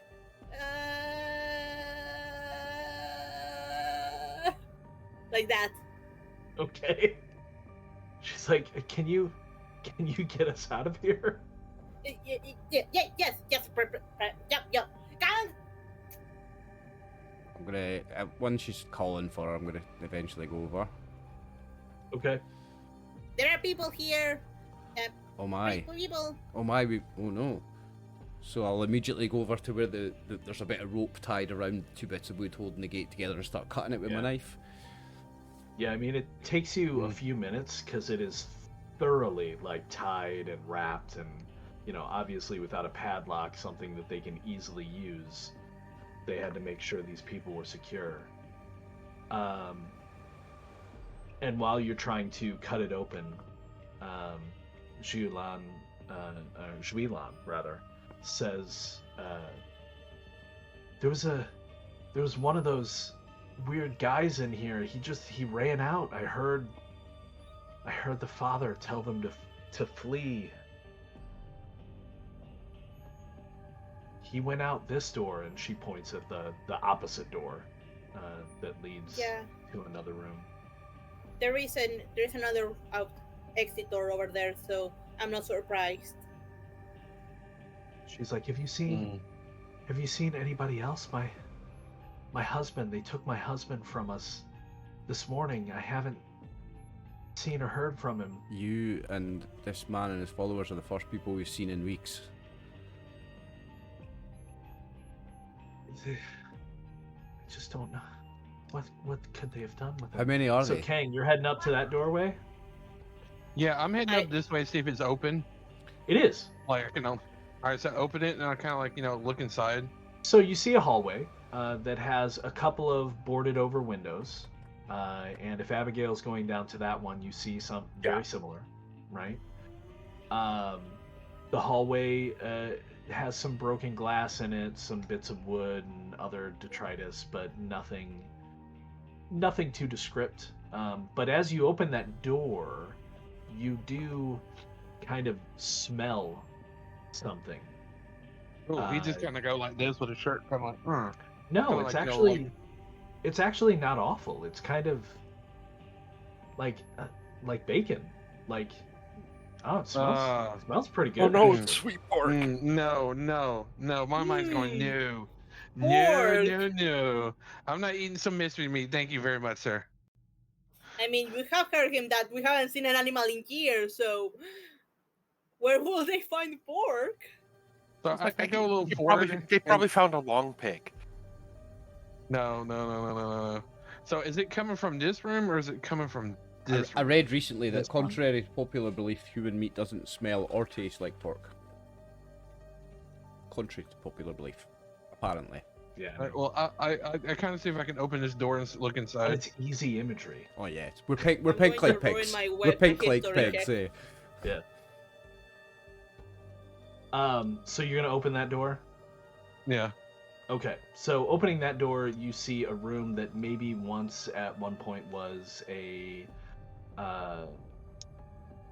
private eating room of some kind. There's a few tables, some chairs. Could have also doubled as like a small meeting room or classroom. But again, mostly rubble. Nothing really of import that looks too interesting to you. Abigail, if you open that doorway, you find a bathroom. And in fact, the doorway still has kind of hanging lopsided on it. The kind of classical male figure, and the doorway next to it has kind of a lopsided sign hanging on it, the classical female figure. Okay. Yeah. For some reason, a woman's got one leg and a man's got two. That's the difference between a man and a woman in those pictures. A woman's got one leg and a man's got two. Well, don't forget the triangle. Yeah, the triangle's right? the skirt. I know, that's the Yeah, triangle that counts. That's the thing. But if you notice, the main difference between those two images is Yeah. one's got one leg and one's got two. Yeah. it's a weird one. So, back to you guys with the captives again, real quick. What's going on in there as they're searching these rooms? I'm asking this woman, what did you say her name was? Shui Lan? She introduces herself as Shui Lan. Shui Lan. The Shui, imagine that's like an X-I-O-U. One of them, yeah. X-U-I-L-A-N. You should be Chinese. able to see her name if you mouse over a token as well. Chinese, right? Yeah. Yes. Yeah. Yeah, it definitely sounds Chinese. I'm going to ask her how many are they? The father and his flock. Oh, I don't know for certain. At times when they brought us in here, we were looking for shelter. We thought a supply drop, but then we were overtaken and clubbed senseless. I counted 4 or 5, I think, before they knocked me unconscious, and then we woke up here, and I've never seen more than 2 or 3 of them at a time. And your husband, was he with others? Did they take away others, or is it just your husband? Well, at one point there were, and she looks at the other 2, and she's like, 5, 6, and they're nodding. There were 5 of us, and then they took Henry last week, and then just this morning they took Jian. They're taking them one my at a time. husband. They're eating them. I pray that your husband has chosen to join this group of people instead of the other way. They never joined. We weren't given a choice. They're fucking eating them. I don't want to be the bearer of bad news. No, don't but, tell her, don't tell her, we don't tell her. have- No, don't tell her. Jesus, don't tell her. Your husband may. Maybe we find him. Maybe. Okay, so at that, we're gonna cut back to Kang. Are you checking out the rest of the rooms? Charlemagne just became a vegetarian. Yeah, he's kind of dreading it, and he walks in there and kind of like Why would he be he's dreading it? kinda I don't know. knocked out and kind of slide the door open and kind of like sees enough not to look in there, and he starts seeing like In this room? yeah. Okay, so this room is apparently a kitchen.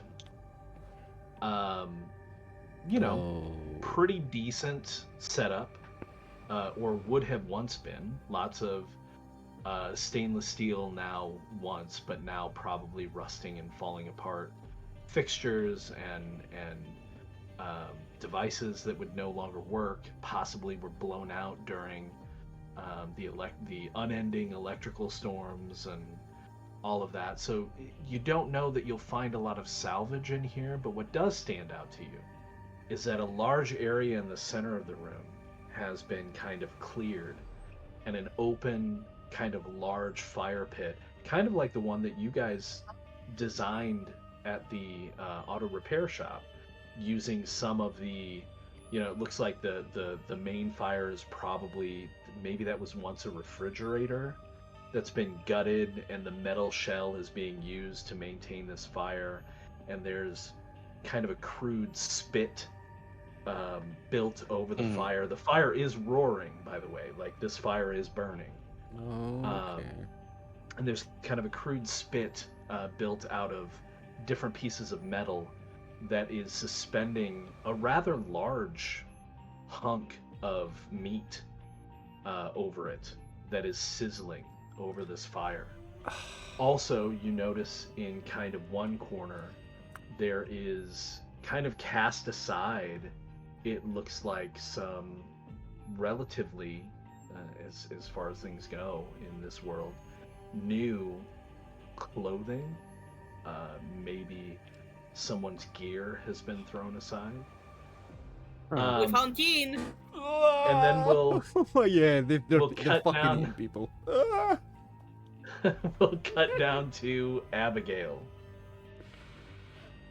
So you open that door, I assume, Brian? Okay. So this particular room looks to be some kind of classroom. Slate boards cover most of the wall directly across from the doorway. There looks to have been at some point maybe some shelving on either side of that, on both these walls, with various books, but it's in ruins. And until and unless we get to the point where we do some search rolls, nothing really stands out to you as being useful here. Okay. Did you guys want to, staying with you two for a moment, you want to check that room real quick, Brian? Yeah. Okay. Yeah. Might as well just finish it. Sure. So this room also appears to be some kind of a large meeting room, possibly a room that people used for like AA gatherings or things like that. Lots of chairs stacked up. It looks like maybe a kind of a counter with like a sink that maybe once held a coffee maker and some other things. Some kind of a meeting room. Kang, what are you doing? So he looks at that and he kind of ignoring the fire pit. He has like a basic idea what it could be. He's not kind of worried about it. He looks at the gear and he's kind of looking around the side, like from the fire's light, see if there's nobody in there. Oh, there's nobody in And here. he Yeah, I know, but it's just one of those. He's just being cautious because you never know someone behind the wall or something. Sure. Yeah. So he goes over to the gear and starts looking over to see what's in there. Okay, so rooting through the gear, at least the fresh gear, right? Because I mean, Yeah. it looks like maybe it's on top of a pile of older stuff that has begun to just kind of rot and break down. There's some blood stains on the clothing. Mm-hmm. And as you kind of rifle through the clothing, you do find a small journal. Huh. He looks at it, opens it, see what if there's a name to the journal or anything. Would you like to see the journal? Yes. Yeah, he opens it up and sees like if there's a name in there or something.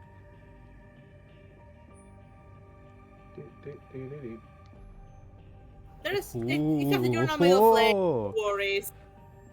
The snow never stops. Day after day, it falls like an endless blanket of sorrow, burying the once vibrant streets of Buenos Aires. I don't remember the last time I saw sunlight. Its warmth seems like a half-forgotten dream, a relic of a world that's long gone. The city's a frozen labyrinth of crumbled buildings and streets that lead nowhere, and yet, somehow, we endure. Shui Lan and I woke up this morning to the sound of the wind howling through the cracks in the walls. Our makeshift shelter, a battered corner of what used to be a bookstore, is holding up for now, but the cold finds its way in no matter how many layers we pile on. I reached out to touch her hand, as I often do, just to make sure she was still warm. Her fingers were cold, but her eyes, when she opened them, were as vibrant as ever. She smiled at me, and for a moment, the weight of our struggle lifted. Food is scarce. The last of our dried beans and rice are nearly gone. Yesterday, we ventured out into the ruins, hoping to scavenge something, anything, that could sustain us for a few more days. The snow muffles every sound, making the silence almost unbearable. We moved cautiously, knowing that others are out there, just as desperate as we are. Shui Lan pointed a cache of canned goods in what used to be a small cafe, hidden behind a broken counter. It felt like a miracle, but miracles are heavy here. We had to carry it back quickly, praying no one would see us and take what little we'd found. As we trudged back, the weight of the cans cutting into my shoulder, I thought about what Shui Lan had said to me last week. This city's a graveyard, Xian, but we're still alive. That means something. She's right, of course, but I can't help wondering how long we can keep going like this. The snow's turned everything into an unending trial, and sometimes I feel like I'm failing her. That's it, there's not another page. He closes it. He just closes the book and he just there's another sticks page. There is another page. I hate seeing her suffer. The lines on her face that weren't there before, the way she clutches her coat tighter against the cold. She deserves so much more than this desolate wasteland. I promised her 100 times that we'll find a way out, that we'll reach the northern settlements, where it's said the snow doesn't fall as heavily, where the air is warmer and life might be possible again. but each day we stay here, that promise feels more like a lie. Tonight we lit a small fire with what little fuel we had left. The flames barely lasted an hour, but it was enough to give us a moment of warmth. Shwelan took out the journal she's been keeping, just scraps of paper she's managed to save, and started sketching. She's always been an artist, and even now her hands move with a kind of grace that leaves me in awe.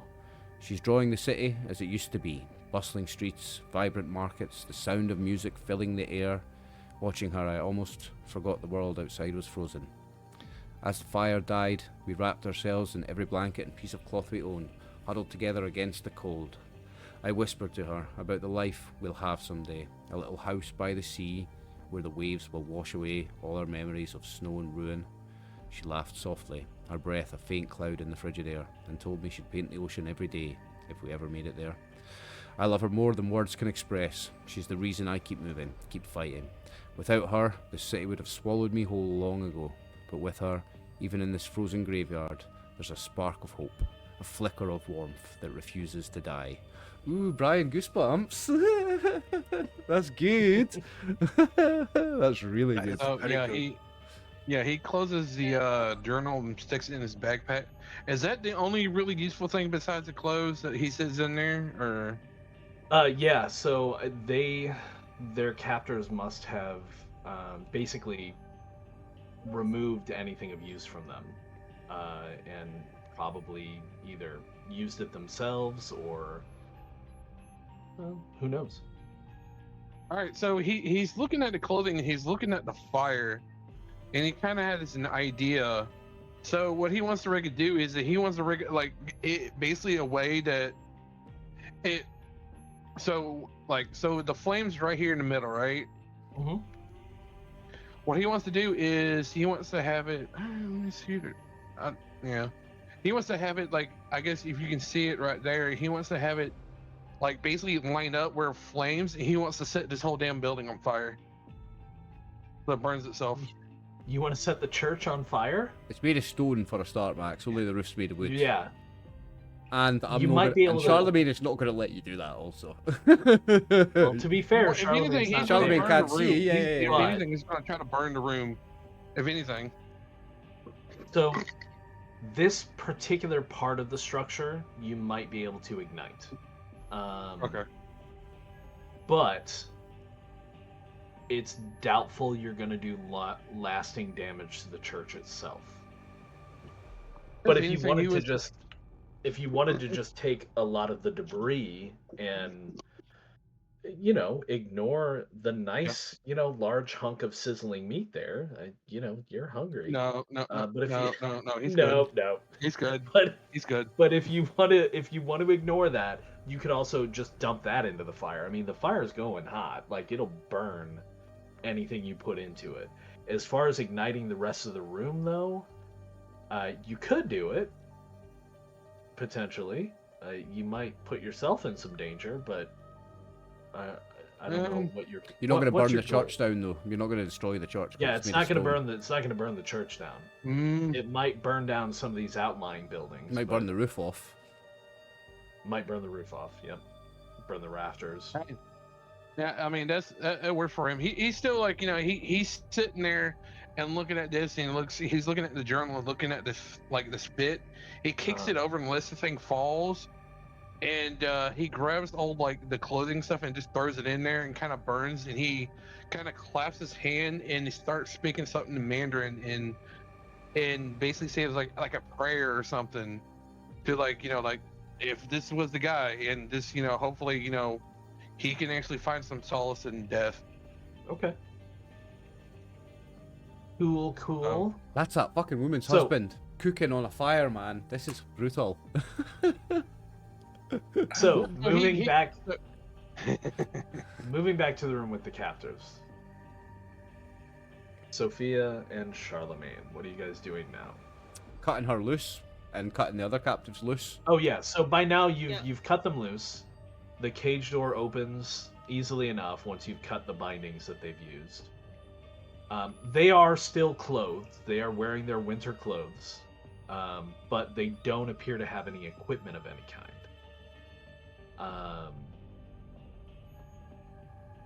So yeah, what do you want to do? offer them food and water.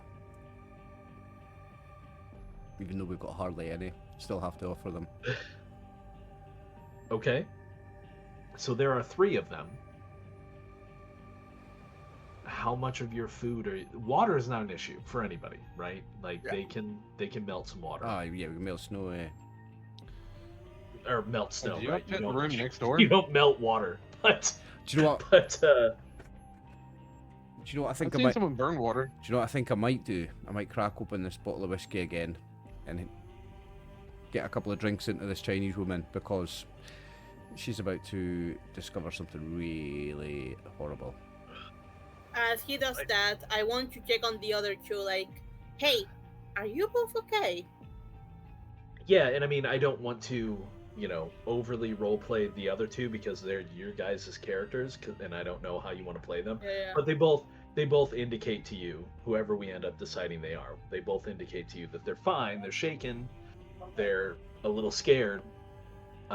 They've been here for weeks.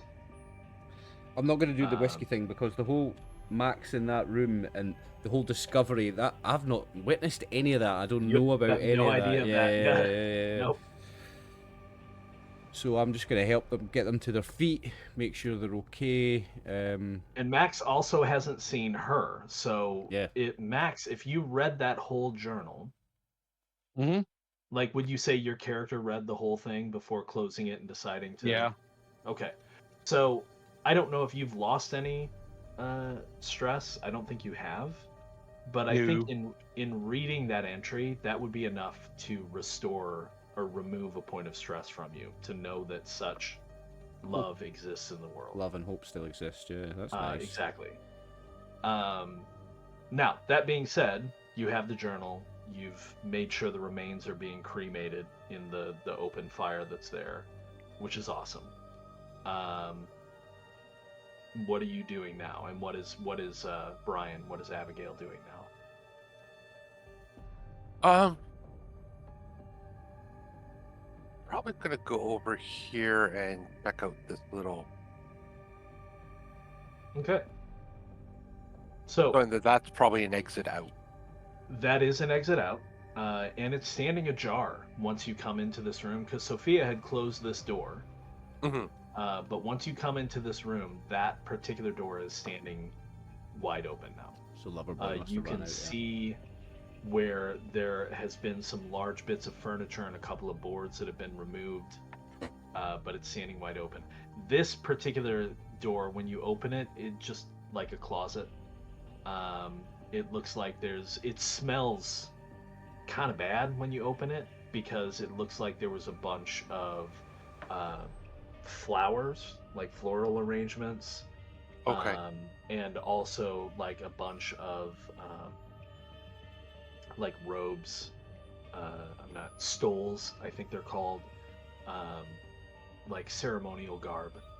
And between the floral arrangements rotting and going off, that rot then got into the clothing, and the cloth has all now gone off, and it's just a pile of just nasty mush in there. Yeah. Close the doors like. Ugh. Okay. And I'll have a peek out here to see if I can see if that one person. So you can see tracks. Okay. And those tracks are, well, you see a couple of interesting things. So the tracks kind of make a beeline away from the building in the snow, right? Mhm. And then suddenly, out of nowhere, next to that set of tracks that lead directly from the door, so it's clearly Loverboy, not that you know it was Loverboy, but it's clearly Loverboy who has escaped through that door, right? Yeah. After about 20 meters or so, another set of tracks and a large depression in the snow suddenly appeared next to that set. And then they're matched, running off into the distance. So that's where Mr. Mutant Legs jumped off the roof, I guess. Yeah, Mr. Crazy Boy. Mr. Cray Cray. I was so gutted I missed with that shot with a shotgun now. That's my one shell. I was like, I'm using it on session 3. Fuck it. I wish I'd hit him. Yeah. If you'd have hit, you would have killed him. Yeah, like, he'd have been. he's gonna be. dead. He's gonna be a problem though. This is our Negan. This Might is be. gonna be our fucking Negan. And I had the chance to just nip it in the bud, and I missed. Now, these stairs, they go up or down? Those go up. And you can look up and you can see that clearly this is the stairwell that leads up to the gallery. Okay. I'll just go up and quickly scan the gallery, see if anything was stored up there. Okay, we'll come back to that. Okay. Boy, that's not awesome for you, but we'll come back to that. Oh. I mean, it's don't not. know. It's not the worst. It's not the worst. I I'll was be gonna honest. say, be It's careful. just- Remember, that's where the bad guy went. He jumped up to there. Why is my focus going weird again? Here, let me do a trick with my focus. Focus on the coin. Good. Now focus on my face. Good. Oh, it works. It does. It's weird. So, we're going back to Kang. So, Kang, did you want to check on this room here, or are you just going back? Well, I mean, yeah, he was gonna go back there, but he's gonna check that real quick. He's like heading that way, and he's like, you know what? Might as well find this out. There's nothing left. No, So, just get yeah, this side taken care of. Opening that door, you see another door that's ajar that looks like some things have been moved aside from it, because that door opens inwards, and it looks like a couple of boards have been removed, some large broken furniture have been moved to the side, but the room itself appears to be like the large eating area. There are several long tables that are broken in. There are some sideboards with various plates and bowls. And, you know, if you take a closer look at any of them, they are kind of stained, a little brownish, you know. Yeah. But, yeah. Well, for him, he's looking for anything serviceable, like for something we can use if we need his. I don't know. It's like I have a knife, but something extra he can have as a weapon or something. And so we'll potentially get to some searching rolls in a moment. Once the place is cleared, I think rather than doing it all as we go through, we'll just do it at the end. okay, no, that's fine. But yeah, so I get that as you're going through places, you're also looking for stuff. Oh yeah. So yeah, let's go back to the captives then. I guess Kang, are you heading over there to join them? You know, Because you he saw knows where he's doing Charlemagne and Sophia went. Yeah, he saw right there. He knows he handles that one, and he's worried about her being by herself. You know, Abigail. So he's kind of heading down. He's looking at. It's like, you know, he looks at Charlemagne's like, and he kind of like not yells over, but kind of talks loud enough. It's like, hey, I'm gonna check down on Abigail to make sure she is okay. Yeah, there's people here, Kang. There's people here, captives of obviously that man. We're just getting them to their feet just now. There's three of them. They seem to all be okay though. No one's injured. Doesn't look like. And also, I'll cut in at this point and say, to be fair, Kang, you don't know where Abigail went. So as you re-enter the Nave, you don't see Abigail anywhere. You do see that this door down here is open again, unless Abigail closed it. I don't know, Brian. Did you close it? No. Okay, so this it door would've is been now left open again. What about this one? door Is this also open or is it closed? Yeah, That'll that be one's open. Yeah. So yeah, you can do as you like, but I think we will move to Abigail in the gallery. Now, technically, I do have a gallery map because I'm that kind of person. So I'll just, I'll just show it to you that it's nothing special. It's just the gallery. But we'll go back to the main area.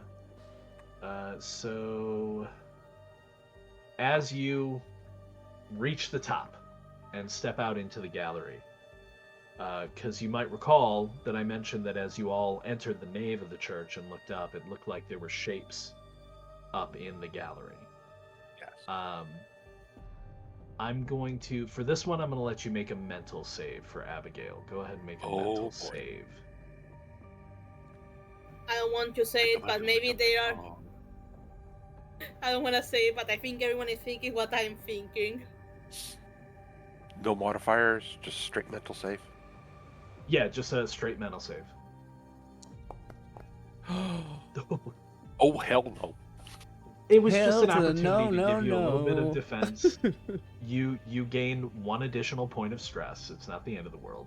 Well, no, yeah, you gain 2. I'm sorry, because it is pretty bad. And it is the end of the world technically. That's why we're playing the game. Oh, So, Hell to he's the gonna no, need some counseling. no. God. well, luckily we have people that can help you with that somewhat. You know. Yeah. So at any rate, as you step out into the gallery, because of the amount of stress you've taken thus far, you really kind of everything comes to you in flashes as you look around, and I think maybe with the level of stress that you're at, which is what's your total? Oh wow, you're almost maxed out on I'm stress. almost maxed out, I told you. So with the level of stress that you have, I think you would probably like see some of these flashes, but then immediately start going back down the stairs and just not process everything fully. So there are several contraptions lining the gallery. They're not crosses. They're more like X's. And there are leathery drapes hanging from these X's in the shape of a splayed human form. Each of them is missing what would be the skin from its right leg. And near the front of the gallery, which would on the gallery map would be like the front of the chancel here. Yeah. There is it kind of domes at that point for the cathedral, the church. And the glass and the roofing there is shattered, and the snow is kind of billowing in and piling there. And you in one of these flashes, as you just kind of look around and are trying to take all this in, there are tracks leading out potentially onto the roof, which is probably where the father went. But yeah, there are probably, as you glanced around before you went back down the stairs, I would say you probably saw, let's say, at least 13 of these That's a good round number. displays in the gallery. Yeah, so Abigail she walks back down, comes out the door. The bang, and then just at that moment, whatever's in her stomach, she lets it loose. Just about to say vomits, yeah. He kind of like, he's like, You notice that we're all missing the right leg skin. The gears in my brain are going a million mile an hour. What is this sick fuck doing? Is he skin grafting? Something's wrong with his leg and he's trying to fix it by skin grafting other people's healthy legs onto himself.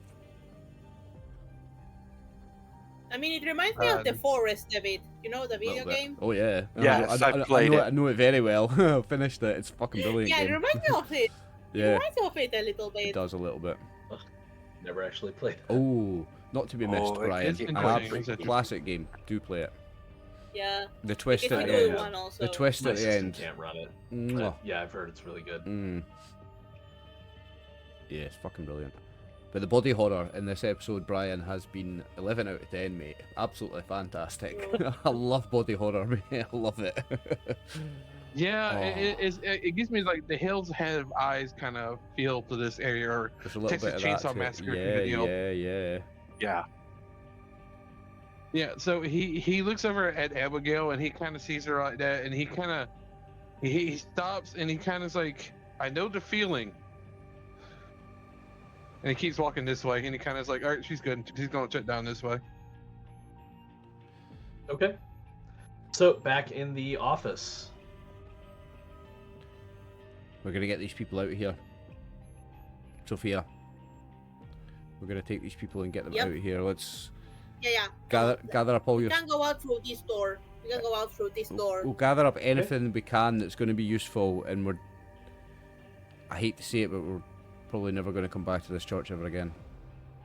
I mean, with some luck, maybe we find, I don't know, food, and I start going through this door. Be careful. Don't take any meat. Why would I want some meat? That's out of character because It's- only Max has seen it anyway. Only Max's character's seen it. Yeah, So- no, but Yep. Inside that door, this is the first room that doesn't appear to be covered in just bare rubble. This room is relatively cozy. There is a fireplace, although there is no fire currently lit in it.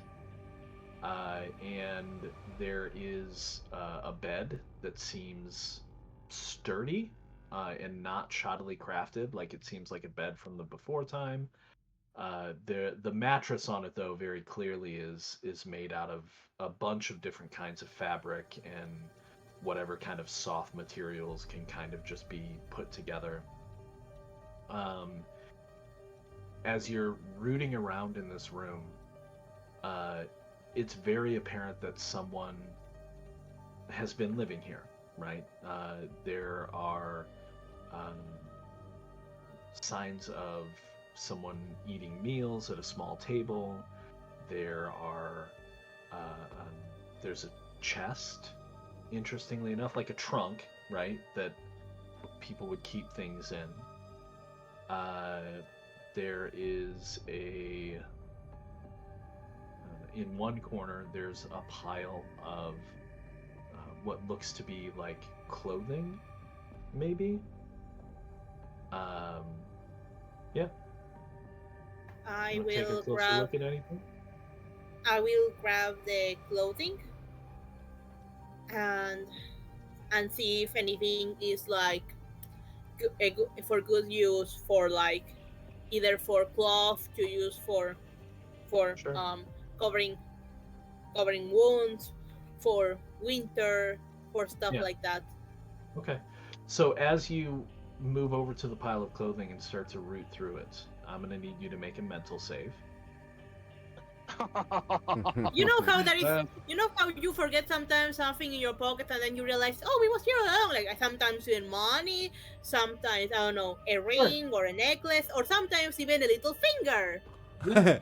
Mental, I right? never find money that I Mental, forgot about. yes. I know where every single penny I own is.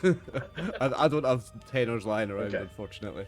So you're going to suffer 1 point of stress as you move some of the clothing aside, and as you're kind of going through it, you realize that your fingers are kind of touching. Oh, is that leather? Is that what that is? And you pull something up, and it's very clearly like a section of tanned human skin. Looks like you can see a knee on it. Ugh. Interestingly enough, Ugh. like the knee joint, and it's just like a long strip. It looks like it looks like someone tried to wrap it around something. To prevent herself from going mad, she's going to try to remember from the medical book she read to try to identify on the knee anything that has like muscles and such. Oh sure, I mean all these thoughts of knee joints and leg musculature and skeletal structure is going through your mind as you try and focus clearly on science and not the horror. Yeah, to that not go insane right now. No, And that- so you don't, but you do notice that that's not the only one. That lower down in the pile, there are actually several of these discarded pieces. I just had the most random As it thought were. ever, right? But see if it was post-apocalypse and you were skinning people and eating them, would you, if somebody was like me and was covered in tattoos, you probably wouldn't want to eat that skin because of all the ink in it. It would give you ink poisoning, right? Yep. Oh, People, I don't know if people would be less likely to I eat mean, me in like- apocalypse. I'm fairly certain that your ink is not necessarily toxic. Otherwise, you wouldn't get tattooed with it. I'm pretty sure it's not safe for ingesting. It's in your I body. mean- I don't know. I don't know. I mean, it is recommended. It is recommended to get tattoos. But to be fair, I don't think people are just going to be eating skin anyway. They're going No. for the meat. Not the Yeah, skin. you would. Oh yeah. You would and take the skin off, I yeah, think. And Eh? Jeffrey Dahmer is Yeah. fiction. And Jeffrey Dahmer Speaking is of- fiction. Speaking of which, there are some tattoos on some of those pieces. I hate of to break skin it to that you, can see. Emma. Jeffrey Dahmer wasn't fiction, by the way. Which one was it? Jeffrey canon? Dahmer was a I'm trying real to guy. remember. That was Jeffrey Dahmer, and he was a real person. Yeah. No, I'm being Yeah. sarcastic. I'm being sarcastic Yeah, right. over Okay, here. okay. I'm just saying, yeah, and Jeffrey Dahmer is just fictional, of course. I'm being sarcastic here. If Right. anyone doesn't understand sarcasm, you understand I'm being sarcastic with it. When I mentioned Jeffrey Dahmer. Okay, so you're seeing that. Do you want to look at anything else in the room? I just grab the cloth and I go back inside and I say to Charlemagne, I don't think we can go through this door. It's completely locked. Let's go try with the other ones. Okay. I will note, though, that you did notice before you started rooting through the clothes that the exterior door is still closed and blocked. So apparently no one was in this room. I will remind everyone that you do still have a dead child of the father in the nave if you wanted to search them. Up to you. Yeah. Yeah. I'll go and do that then. Okay, Abigail's so on you've it. released the prisoners. You take a look at the child. The child, like I said, is carrying a club, pretty crude one, basically just some wood that he picked up. Clothing is kind of just layered rags, essentially. Barely enough layers to keep them warm in an interior environment, but it's making do. But as you kind of go through what might be pockets, you do also find what appears to be some non-perishable food, like some dried strips of meat. No. I'm not taking the meat. Saying that, I'm metagaming because Charlemagne what doesn't Abigail know. saw upstairs, like, no. Charlemagne No, hasn't no. seen that. What Abigail Kang's saw. out He here hasn't now, seen though. what Kang saw. He hasn't seen what Sophia saw. I don't know. I think I've given you guys enough hints. I think Yeah, that like you're not. the Your guy. characters are not dumb. Yeah, well, Charlemagne's not Yeah, seen like- any evidence of the human eating yet, though. Eh? He's the only one that's not seen Charle- any evidence of it. The guy literally said to us he hasn't seen an Oh, he animal. did, yeah, he in did. Years. He did, yeah, because I was baiting him by saying what kind of animals. Yeah, Yeah, you were. Yeah, right enough. Okay, so I do know that they're eating Yeah. humans here, right? Okay, so I will leave the meat well alone. The jerky can Okay. get to fuck. Yeah. Yeah, the jerky can get to fuck. But any other So, non-perishable food will keep. Don't fuck with the jerky, no. If you all want to take the time to search the rest of the church, basically, the first thing that I'll note is that all of the captives are able to essentially find and identify things that were theirs. Assuming you let them maintain those things and don't just like, well, we saved you so we can take all your stuff. No, I Which, don't you think know, we're if gonna you no. want to do be those. those people. No. I'm we're certainly not. somehow we're still good. Somehow we're still good. So I Okay. give them back what it's theirs. But in addition to that, assuming you don't want to take any of the food, No. I'm leaving the because meat. you do food, find no. like dried meat. You find a couple of places, like in as you go through one of the cabinets in one of the dining rooms, you find just a few stacks of dried meat, just nicely stacked up, wrapped in various bits of I fabric. don't care how nice you wrap it up, Brian. I'm not touching the meat.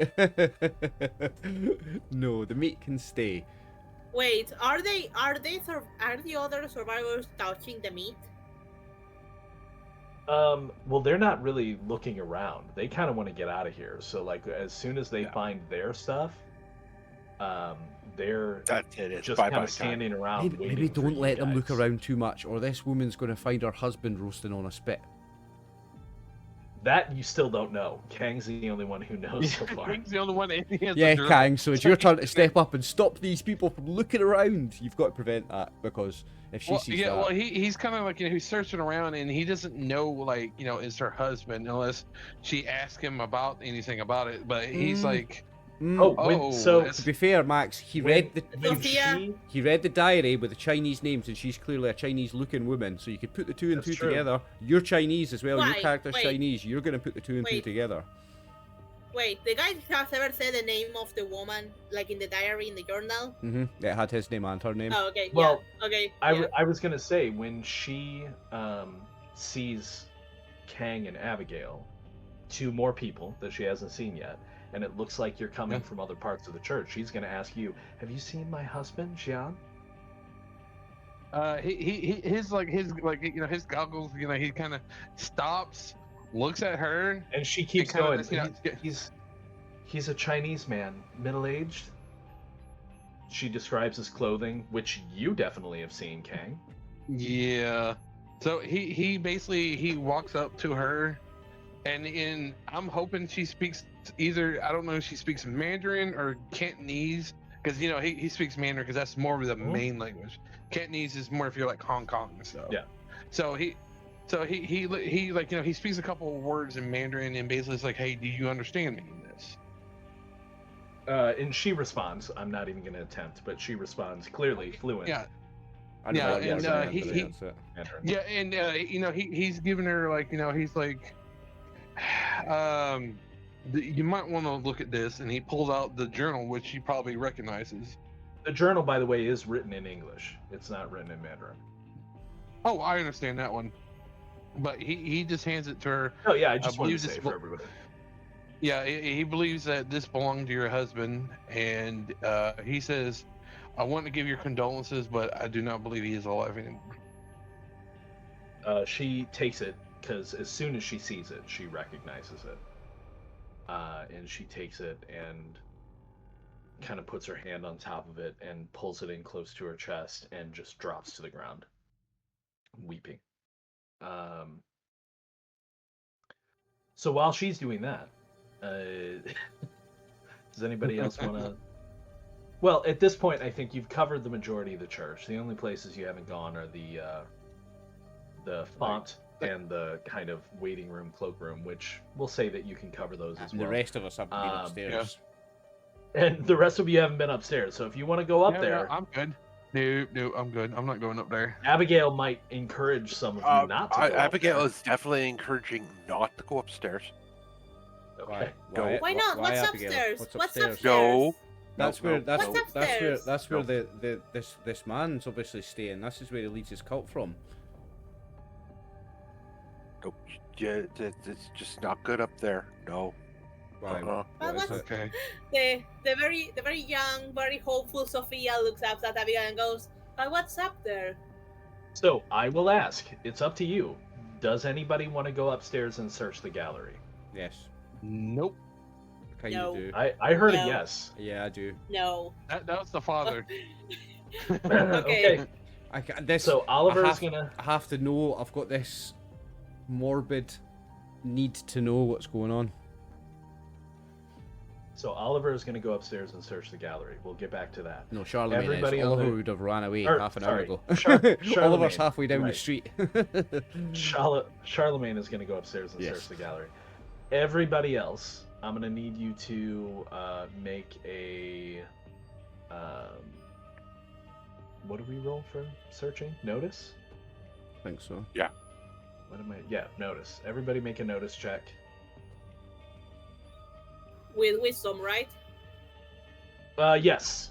Actually, wisdom or intelligence. I'll allow either one for this particular situation, whichever is better for you. Intelligence, then. That's wisdom.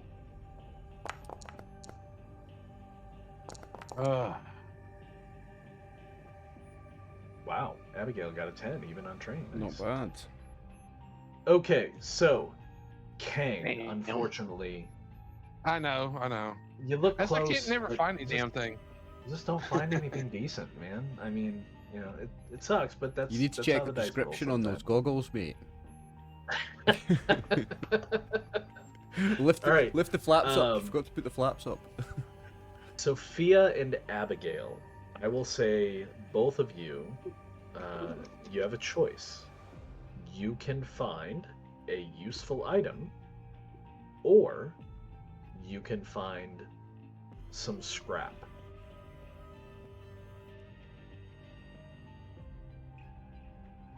Useful item, I will choose. I will choose a useful item. Yeah, Okay. same. Useful item. So, within reason, what kind of item would you be looking for? A gun. Oh. In a church? Take I me to church. mean, I'll watch you like a girl and the sound of your give life. me a minute. Obviously. Give me a minute to think about it. How about Abigail? Gun shells. I mean, you both rolled pretty good with the 10, so. Yeah.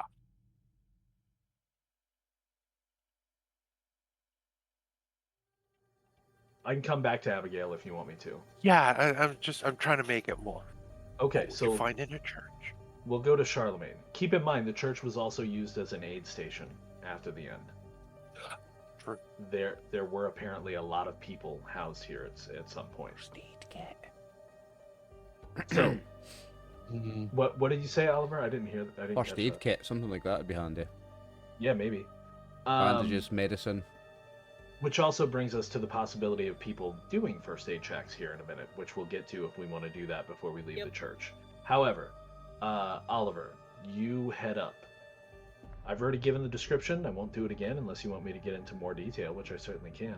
However, because my brain is weird and it does that sometimes. But you are going to need to make a mental save once you crest the stairs and No take doubt, in no everything. doubt. So saves are here. Mental. No bonuses. No bonuses. Okay, so you're going to suffer 2 stress. Okay. But you're not near your maximum. No, I'm only on 4 still. Yeah, so it's awful, but yeah, so you've already seen essentially the makeshift crucifixes that are not transfixing bodies, but in fact skins, all missing their right leg. The skins are relatively well preserved. They're tanned. They could hold up for quite some time. It looks like they've been hung,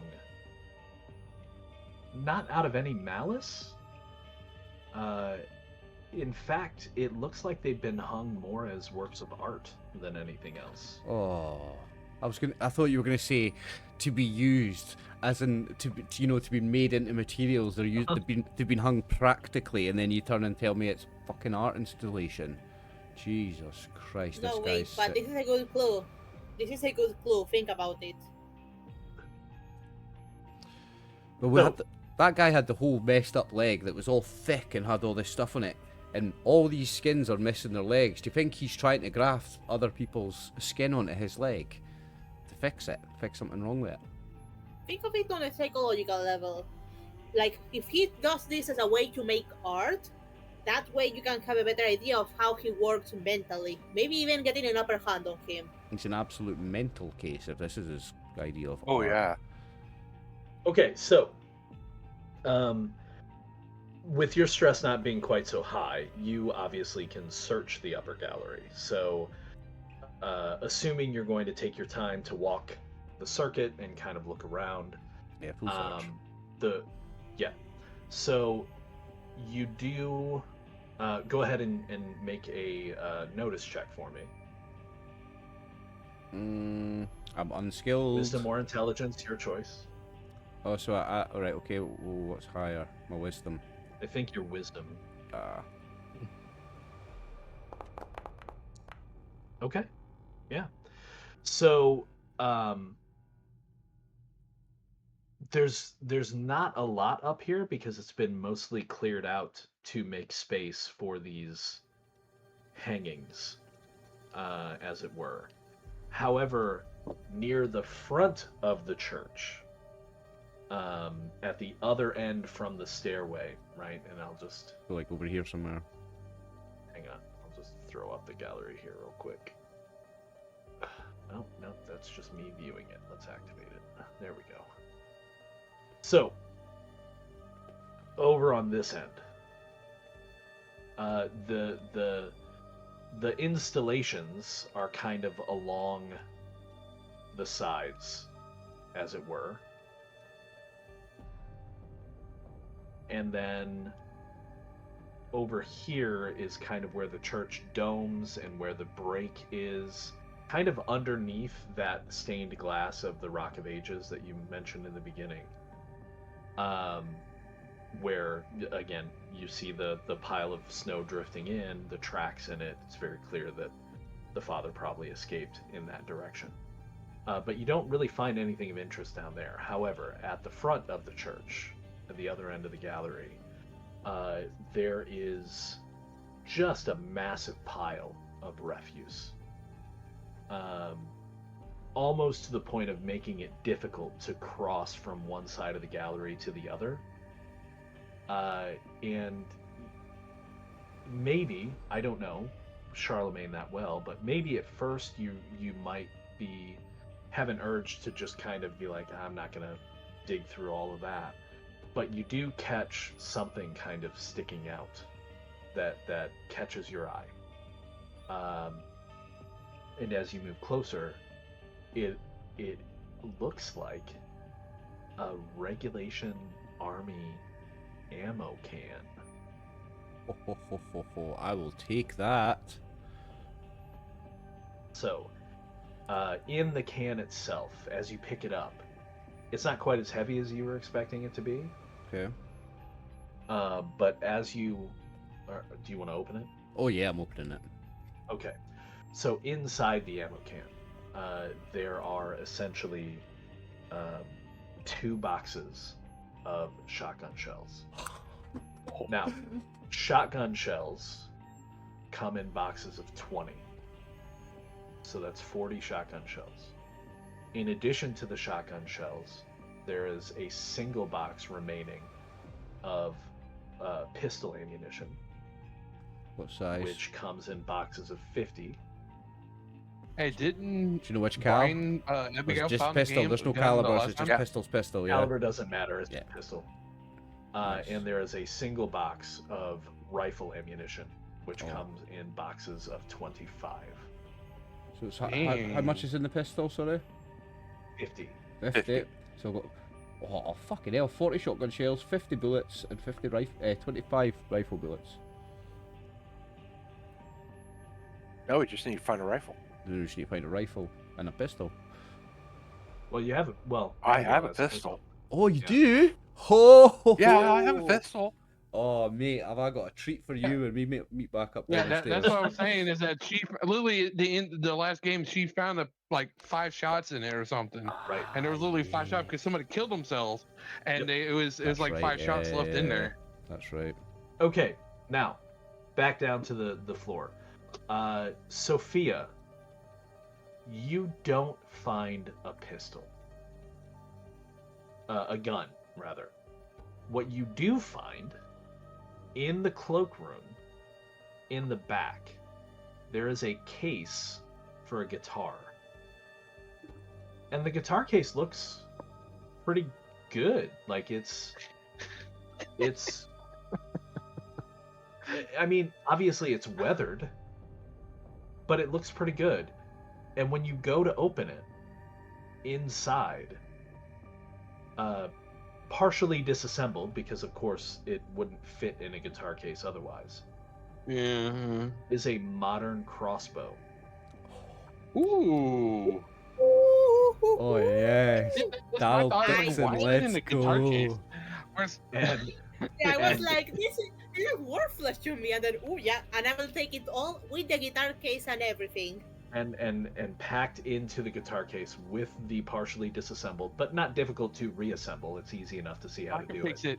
I can fix it for her if Is- she needs to. Well, it's not broken. It's just disassembled. I'm just saying right? if she needs the help with it. But also in that case are 20 aluminum bolts for the crossbow. Ooh. That's it. I'm gonna use this. Very nice. I take it all with a guitar case and everything. Okay. Now, Abigail. Brian, have Well, you everybody decided gets what so cool. Abigail Damn. found?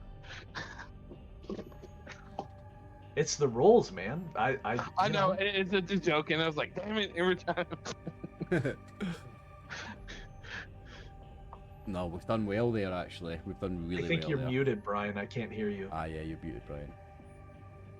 Yeah, I was muted. Because this was probably an aid station, I would be looking for any type of medical supplies. Okay. So with that focus, you decide to kind of rummage around in some of the piles in the main nave, just on the chance that maybe something's been covered by rubble or debris. And yeah, before long, you're able to find a worn but serviceable first aid kit. Nice. It's so just so everybody knows how first aid kits work. And to be clear, the crossbow is also worn because it's not been like sealed. It's time takes its toll on everything. But worn on a first aid kit basically means that, well, this is the way first aid kits work. I didn't bring this up last time when Oliver used it, and it's fine. I'm not going to make you roll for it now. But basically, every time you use a first aid kit, you have to roll a d6. If you roll it's either a 6 or a 1. I have to double check, but whichever, it doesn't matter. There's a 1 in 6 chance every time you use a first aid kit that its condition worsens. And when the condition is completely gone, it's out of supplies, is basically how it works. So it doesn't affect your rolls negatively. You're just running out of supplies in that particular first aid kit. So Oliver's first aid kit was in perfect condition because it was still sealed and wrapped up. Kind of like the way your equipment and your food and your water works in Forbidden Lands. When you roll a 1 or a 2, the dice gets lower. Yeah, a bit like that. But your first aid kit starts as worn, which isn't awful. That's 1 stage below perfect. So like it's still got a decent amount of supplies in it. So now you have 2 first aid kits with supplies. I would encourage you to use a single first aid kit at a time, just so that you're not, depleting having both of them run out. You know what I mean? But you use them however you like. So does the first aid kit have unlimited usage then until its quality drops? Until it runs out, yeah. Until it gets ruined. Yeah, that makes sense. I like that. I like that. Okay, so I will add things to your sheets. Why did my focus go out again? I don't know why it's going out on me. It's so weird. Focus on the coin. Focus on my face. I'm sorry, Oliver. I don't know what's going on with my video sometimes. That's alright, man. There we go. That's better. Yep. Maybe I should move closer. Okay. Yeah. So I'll add stuff to your sheets when we get to that point. But for now, you've looked over the building. You've decided you don't want to take any of the rations that are available. Plenty of non-perishable strips of jerky that you find in several places. I don't know why you don't want to take any of that. No, I'm good. I'm good. Not at that point yet. No No. So if you ask, and this might also be surprising to you, although it might not, if you ask the captives, because I know, Oliver, you were saying Charlemagne wanted to offer them food. Once you retrieve their belongings, they actually have some rations. Oh, okay. So, which is strange. Why wouldn't the children use those rations? But who knows, right? Yeah, exactly. Fucking cuckoo, and they're just eating humans. It's a bit of a cuckoo.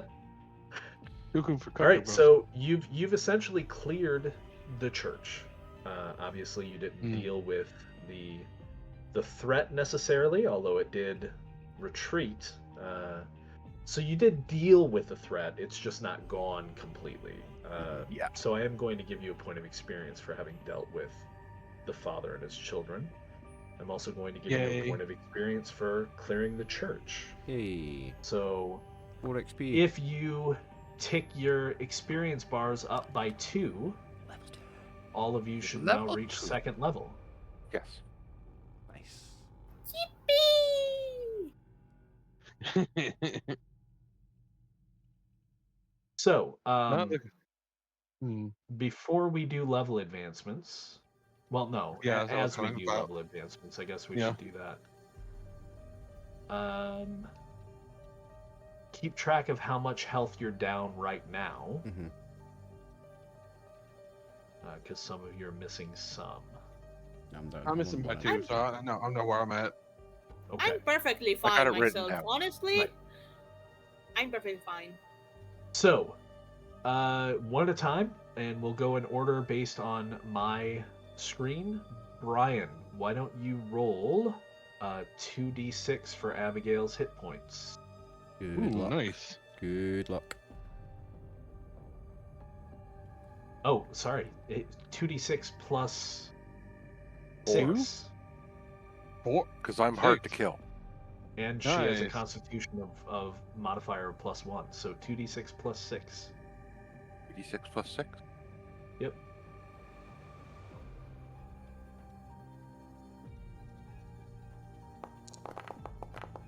Decent. Oh my cow. That's like max. That's like What a max. roll, Brian. That is Come 100% max.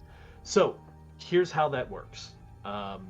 Every time you gain a level, rather than just rolling a new hit die and adding it to your total, you roll all of your hit dice. And if that is higher than your current maximum hit points, that becomes your maximum hit points.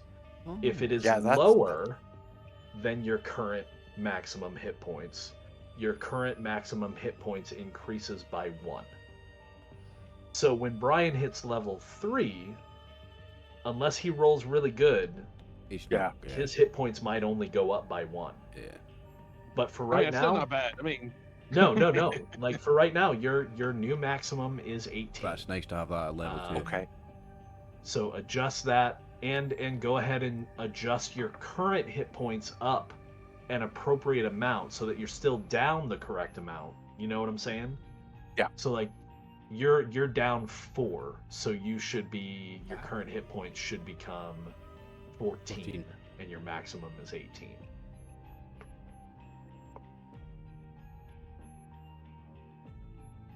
Does that make sense? Yeah. Okay. All right, so next on my list is Sophia. Sophia, go ahead Alright. and roll your 2d6. Good luck. Do I No add bonuses anything for to it? You. Alright. You have, you don't have any bonuses there. Yeah, 'cause I got hard to kill. Decent. 8. I 8 got an though. 8. So yeah, you go up by 2, so your max goes up to 8, and your current goes up to 8 because you're not injured currently. Nice. Max, you're next on my list for Kang. Good luck, mate. yeah. No Alright, let's bonuses see. on Kang. So just 2d6. Okay, so you rolled the same. So that means your hit points go up by 1. So your current Okay. max now is 7. And your current hit points also goes up by that 1. So you're at 5 Yeah. out of 7. And now Oliver. I was higher than 2. Decent. Ooh, Look at that. I just went from 2 to 9. Nice. That's decent. That's good. So no Yeah, that's modifiers. Yeah, no modifiers for you. So you're up to 9. 8 out of 9. And your current should be 8. Sweet. Okay, so hit points out of the way. Your How- save should have automatically adjusted. How do you change your my... base attack? Oh, it's here. Yeah. It's here. It's here. Got it. Your base attack Okay. bonus should have already adjusted. Plus 2. Plus system- 2. Yeah, right. System strain and skill point. System strain and stress don't change. You do, however, earn skill points. So, if you are educated, which I believe 2 of you are, Sophia Yep, and Ken, smart man. Smart man. doesn't Sophia have educated as well? Mhm. I Think think so. I Yes. think not. Oh yeah. No, yeah, you do. Oh It's yeah. under Yeah. edges. Educated and prodigy. Yeah. So both Educated. of you get 4 skill points.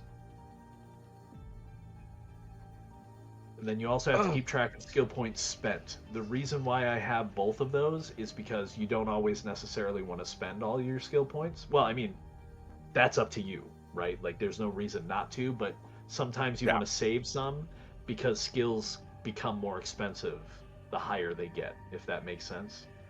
So both of you get 4 skill points. Brian and Oliver, you get 3 skill points. Now, as far I was like, you know, And that's to increase Sorry. things like lead, connect, heal. Those Uh, are the skills. so skill points, you can actually select any skill to increase. I would prefer it if you chose skills that you have at least attempted to use. So for Oliver, for example, you could buy up shoot if you want to, because you fired a shotgun. Yes. yeah, I was about to say, dude, you might want to.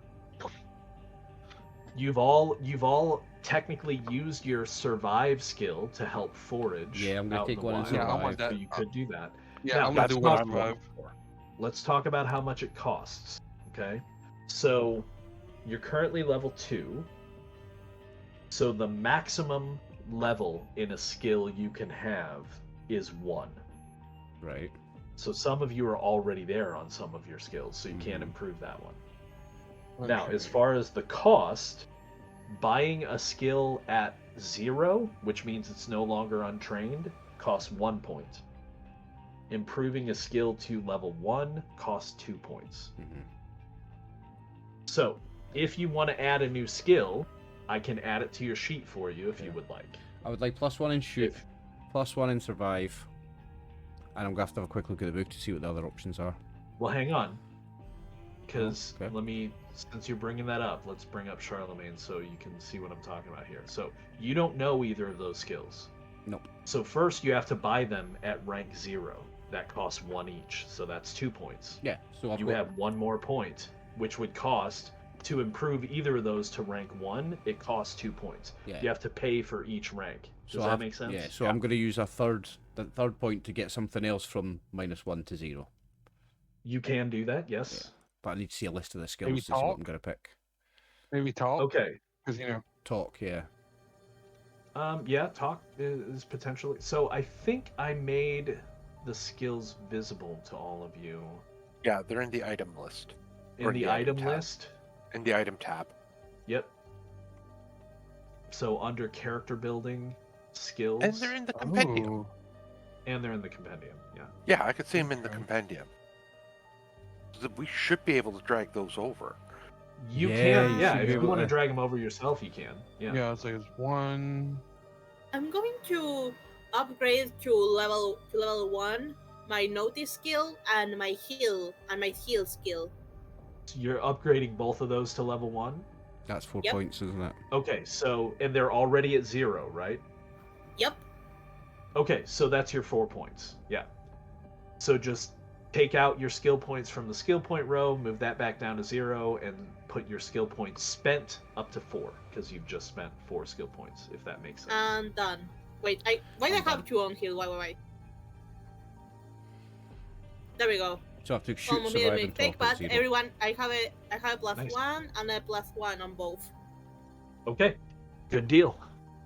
Now, in the future, you may have already discovered this, but if you want to improve a skill that you already have, you can left-click on the skill on your sheet and change the level inside of it.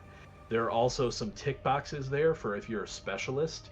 You don't get to pick any of those unless you have a very specific focus. For example, Charlemagne technically has heal that is specialized, if I recall correctly, because he took the healer focus. So that means whenever he makes a heal check, he rolls 3d6 and keeps the best 2.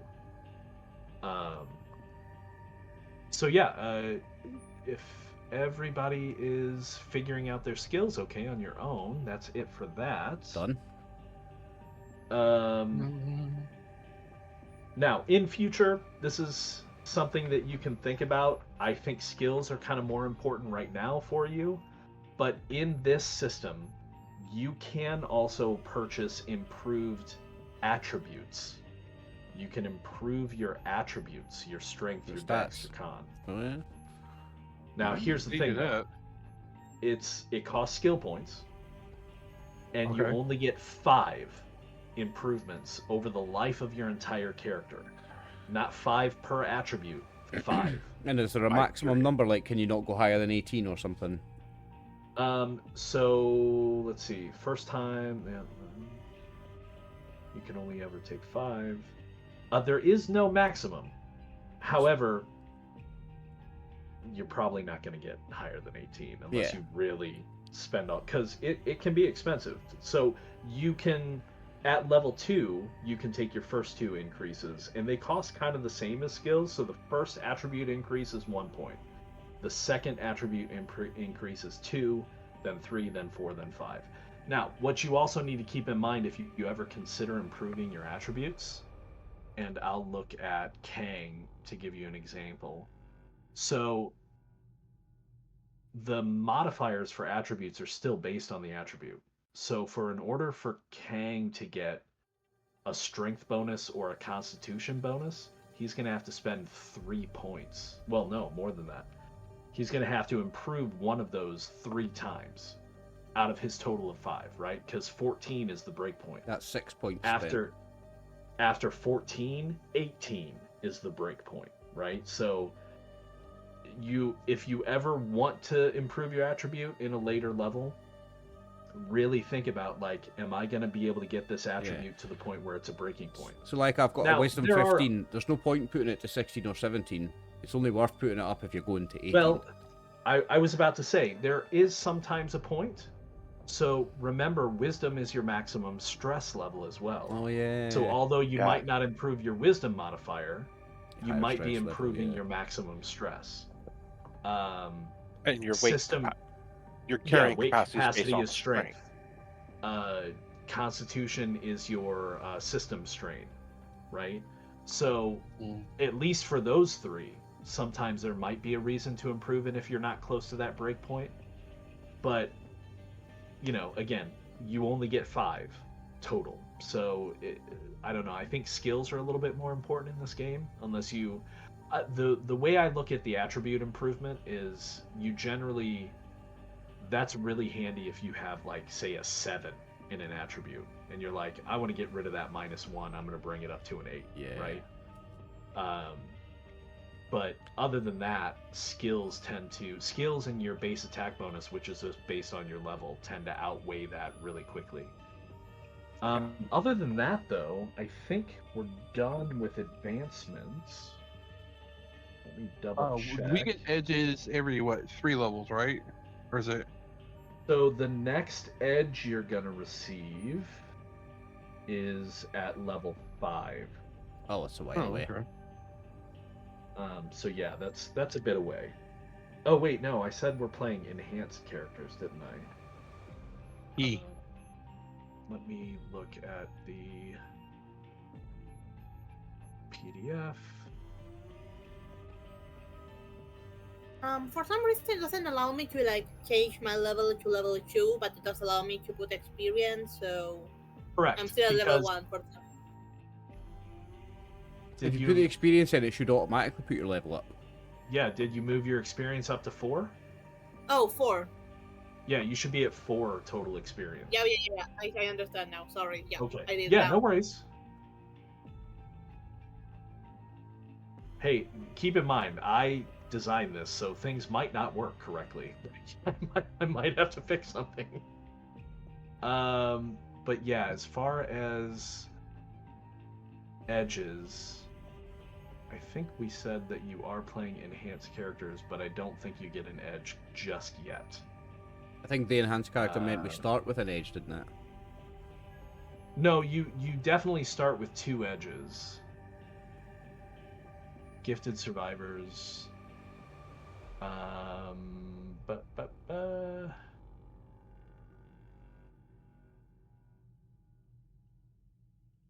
Why did I scroll away from that? I was right on. Okay. Yeah, so you get your next edge at 3rd level and then at 5th level. Oh, okay. So we're not that far away from one. But I think you might get a new focus. Yeah, so you do get a new focus at level 2. Ooh.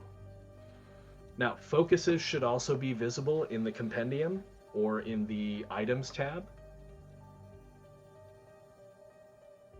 Focuses, just for clarity, focuses that give you a skill pick will give you a skill point, essentially, if you don't already have that skill. or if you do already have that skill maxed out.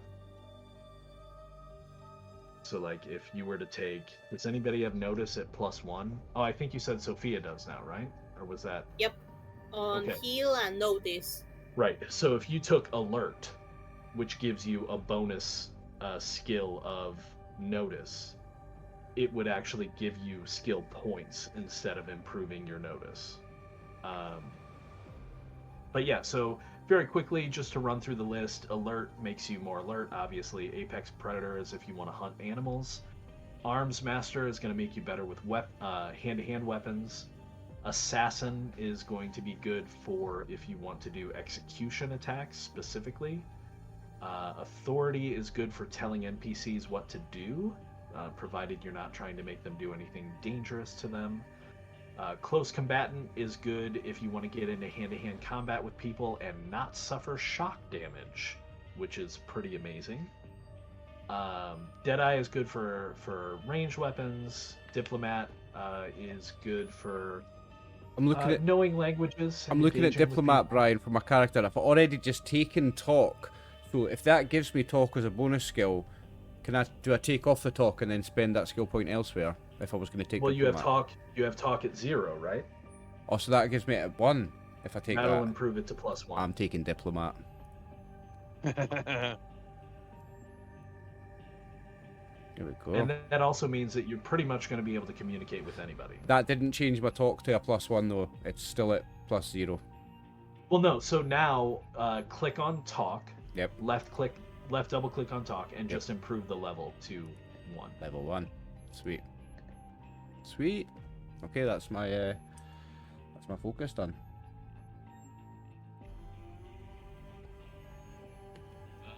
Let's see what else. Where was I? Diplomat. Gray Man is good if you want to be sneaky. Healer, good if you want to heal people. Henchkeeper, I included it because it's in the rules, but I'll be quite honest with you. I would avoid thinking about or taking Henchkeeper because it's about having henchmen. And kind of the game we're playing is there are few people. I mean, you're going to build a group, right? But Yeah, like, we're building a group. there's not a whole bunch of people out there. You can't just go into a settlement and say, I want to hire some torch bearers. It's not that kind of thing. So Henchkeeper might not be great. Iron Stomach, Sophia has it. It's great for her. Doesn't have to eat every day. Fantastic. Natural bonus immunity looks a good survival. one as well. Natural immunity is pretty good. Pathfinder is decent for traveling. Road Warrior would be great if we had more vehicles, and of course there is that truck, but it's not really a Road Warrior kind of campaign. So, Robot Whisperer, that's probably not going to come up. To be honest, we're not. That's more for like a Gamma World type post-apocalypse where there's weird, crazy technology, and I don't know if I'm going to go that far. I mean, obviously you've run into a mutant, but it's not like mutants are all over the place. What I will say is when you guys get to the point where you take your edge at level 3, if you really want to, I'm open to letting you take the mutation edge, because you have all been surviving in essentially a radiated, horrible wasteland for 5 years. But if you take mutation, bad things can happen, because when you take a mutation, you also have to take a stigma, which is a physical negative looking mutation, which is like why his leg looked all messed up. And although you don't necessarily need to take a negative, like an actual negative mutation, you often want to get more mutation points, because generally mutations are random.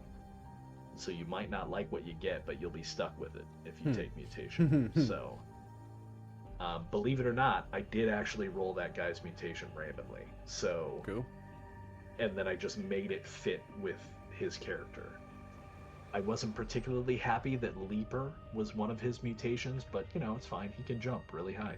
So, I like that. or fall. That's his really far superpower. and not be hit. Oh, That's he his has more. superpower. He has more. What do you mean? That's just what you saw. The superhero landing That's is just the one. you saw. Okay, I think I'm done, guys. I will see you all another day. Bye bye. Okay, Emma. Oh, you're saying because he has more. I gotcha. So yeah, I mean, whatever looks good to you there. Yeah, I'm done. You don't have to decide now. Obviously, I think we are wrapping up for today. But you know, if you have questions about any of the foci, there are a couple that aren't there as well that are coming up. So I wouldn't be upset if once he releases a couple of the ones that are unfinished and I add them, if you're like, hey, can I change to that one? Okay. I wouldn't be terribly upset with you. But I think the ones that are coming that he hasn't completed yet are... Take a look. I like Diplomat. I'm happy with that. Diplomat's good. Definitely will come in handy engaging with people who you don't necessarily know their language, which is a very real possibility in such an eclectic space. Okay, so what's coming that's not finished? I know one of them is like Scavenger or something like... Oh, Scrapsmith. That one sounds interesting. No idea what he's planning on doing with it, but it says... Oh, it sounds something I would love to do. Yeah, Right, yeah. it's Yeah. for interacting I was with like, the... ooh. It just says it's for interacting with the construction system. So, like, that's going to be pretty important.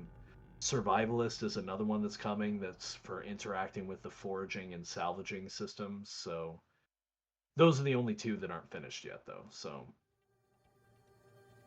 he does tend to update the PDF every Sunday.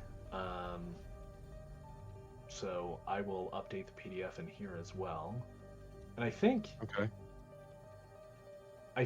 once I put the PDF here, can you download it as Yes. well? Or are Yeah, you you just can. stuck looking at it here? You No, can? You can Okay, download it from good. there, yeah. I've got it already anyway. Okay, cool. Nice.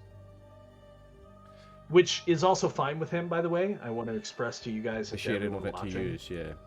we're playing it together. So the author, Kevin Crawford, has said, you know, you can share it with your group if you're using it, right? So... Kevin, it's I'm still an technically RPG in collector, mate. If you're watching, I'll be buying it when it comes out in paper for me anyway. I'll buy them all. Well, that's the interesting thing that a lot of people don't know. It's free. It will Is be it? free. Wait, is it? So Ooh. all of Kevin Crawford's games, well, all of the recent ones, there are a few that don't fall into this pattern, but all the without number games, like Stars Without Number, Worlds Without Number, Cities Without Number, you can go on drive-thru RPG right now and download them for free. There is a deluxe edition. There is a deluxe edition, which I always kickstart. Here's Stars Without Number. Nice. Here's Other Dust, which is pretty much Ashes Without Number first edition. Here's Worlds Without Number. Here's Cities Without Number. So don't worry, I have if you're watching all- Kevin, Brian spent enough money on your games for all of us. I have kickstarted every one of his games at the maximum level. Nice. I always get the offset prints, but you can also, even if you're not part of the Kickstarter campaign, he sells them on his website until he's out for the offset print runs, which are really nice, like Smith sewn stitched bindings. They're really good.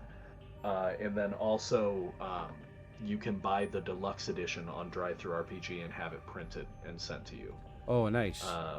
So the deluxe editions, because people sometimes ask us online, well, are you not getting the whole game for free if you download the free version? No, you are. You're getting the whole game for free. The deluxe editions are just additional content that is not necessary to play the game. It's just more stuff. The DLC. So, like, yeah, it's the DLC. yeah, Pretty so much. like the most recent one, Cities Without Number, which is Cyberpunk. The whole game is great. The deluxe edition includes additional rules that basically let you take this and turn it into Shadowrun. So it If you- includes magic. Damn. If you're watching Kevin, we're going to play that one soon as well. You watch this space, are, that one's yeah. coming up. in a couple of weeks. Couple of Shadowrun's weeks always we're playing awesome. that one, Shadowrun's yeah. amazing. So, I'll be wrapping up, are we? Yeah, I think so. I think we'll start next time with deciding where to go from here. Although it would Ooh. help me if I know where you're going from here. So What about these two characters? Yeah, let's talk about something before we finish Yeah. for the day. So, you found 2 of your characters. Have you guys thought about who you want them to be? Does anybody have? I got one. Okay, so Max wants one to be one of his. Does anybody want the other one? Because again, at this point, they're just going to go to somewhere go to like camp, your yeah. camp. They're not going to be. You don't have to play them. You can keep playing this character. I've not made mine yet. I've just gave them names. I know. You don't don't- even have to have made them yet. I don't think I will have I don't think I will have mine here yet. I want to wait a little bit more. Okay. Brian, all yours are made. Do you want me to pick one of yours and have that be the second one? Yeah, just pick one. Okay. Sweet. Yeah, Do you I want don't me care to pick which one one. of yours, Max, or do you want to pick which one? I'm picking Jacob. Jacob. Okay, so Jacob and one of Brian's. Cool. So you need to figure out what you want to do with them and Juilan, because she is still in a huddle on the floor, weeping, holding her husband's journal. Do you want to offer an invite to her? Or do you want to just kick her out and have her go off on her own? I guess we could roleplay it next week. Because We we're going to could be do leaving that. here next week. We could actually roleplay that. Yeah. Okay, so think about that. But what I want to know is, where do you want to go from here? Do you want to? Do you Not want to to try another and set up a church. base somewhere? Do you want to? You probably don't want to try and set up here. No. No.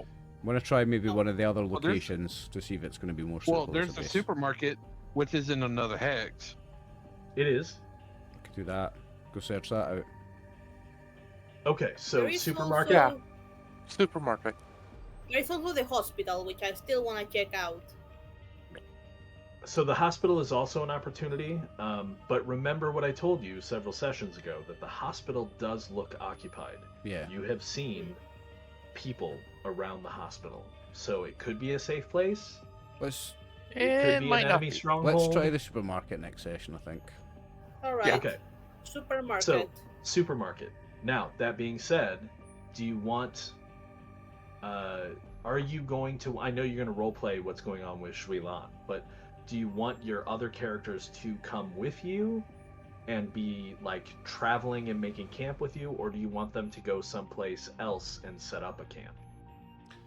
And just kind of wait? I mean, I don't know how well we could trust them about the auto repair garage that we found. I Yeah. don't know, would we trust them well enough for them to go Maybe there to send keep them an eye there. on it? Yeah, maybe. I mean, they're going to be your characters, so yes, you can trust them yeah, enough to go there. And Yeah. keep an eye on it. Yeah, I know, Yeah. but that's I'm just saying. There's like it's like I'm looking at the other guys. You think we're good to Oh, point them sure. out that way because it's a safe place to Yeah, that stay and watch works. out from over there? Okay. Okay. So I'll let you decide next week whether or not you want to invite Juilan or whether or not she even wants to join you. But as far as your other characters, you're going to direct them towards the auto repair shop. And, Yeah. Because they seem very pleasant, like, oh, thanks for saving us. You know, we'd love to have people we can travel with. You know, they're very into joining you. Obviously, because they're your characters. So you can have them go to the auto repair shop, give one of them the key, because you locked the place up, right? And send them there to just kind of hold it down. Maybe as your camp, or maybe just temporary. Yeah. But the four of you, at least, maybe with Juilan, maybe not, will be traveling to the supermarket next time. And probably camping, either in the church or nearby, before you do so. Because Yeah, there's that. 'Cause sun it's was setting. It's nighttime, yeah. We've got Yeah, that to I consider. mean, you can travel at night, but you also don't have to, right? It just means we're going to be Did starting run our off, session with nighttime, and- having to decide what we're doing. That's going to be fun. And let's do that. But overall, the goal is go to the supermarket next time. Yeah. I just need to know what to be prepared for. What to build cool. maps for, Awesome. Oh yeah. yeah, that's understandable. Sounds good. Well, I hope you enjoyed the session today. I had very devilish fun putting it together. Oh, very much. Same. It was really, It really, was really, fun. really, really fun. Really fun. Some excellent body It horror, was. and I love me some body horror. Yeah. And don't worry, not every Oh, yeah. session is going to be like that. I mean, well, obviously, the auto Yeah, I repair know. shop was pretty sedate, aside from the hole in the floor. It's quite calm compared to that one. Yeah, that was Tarantino meets Rob Zombie meets Grindhouse. It was beautiful. I loved it. Every bit of it. And the father and his children are still out there. And they're still out there. You Yeah, we got potentially enemies. recruit more people. Yeah. Okay, so Yep. we'll stick around and chat and do some table talk after, but I'll sign us out of the video for the viewers. So, everyone, thank you very much for watching. This was episode 3, After the End, Ashes Without Number. We'll see you in 2 weeks for episode 4. Peace. Adios. Nice. Boy.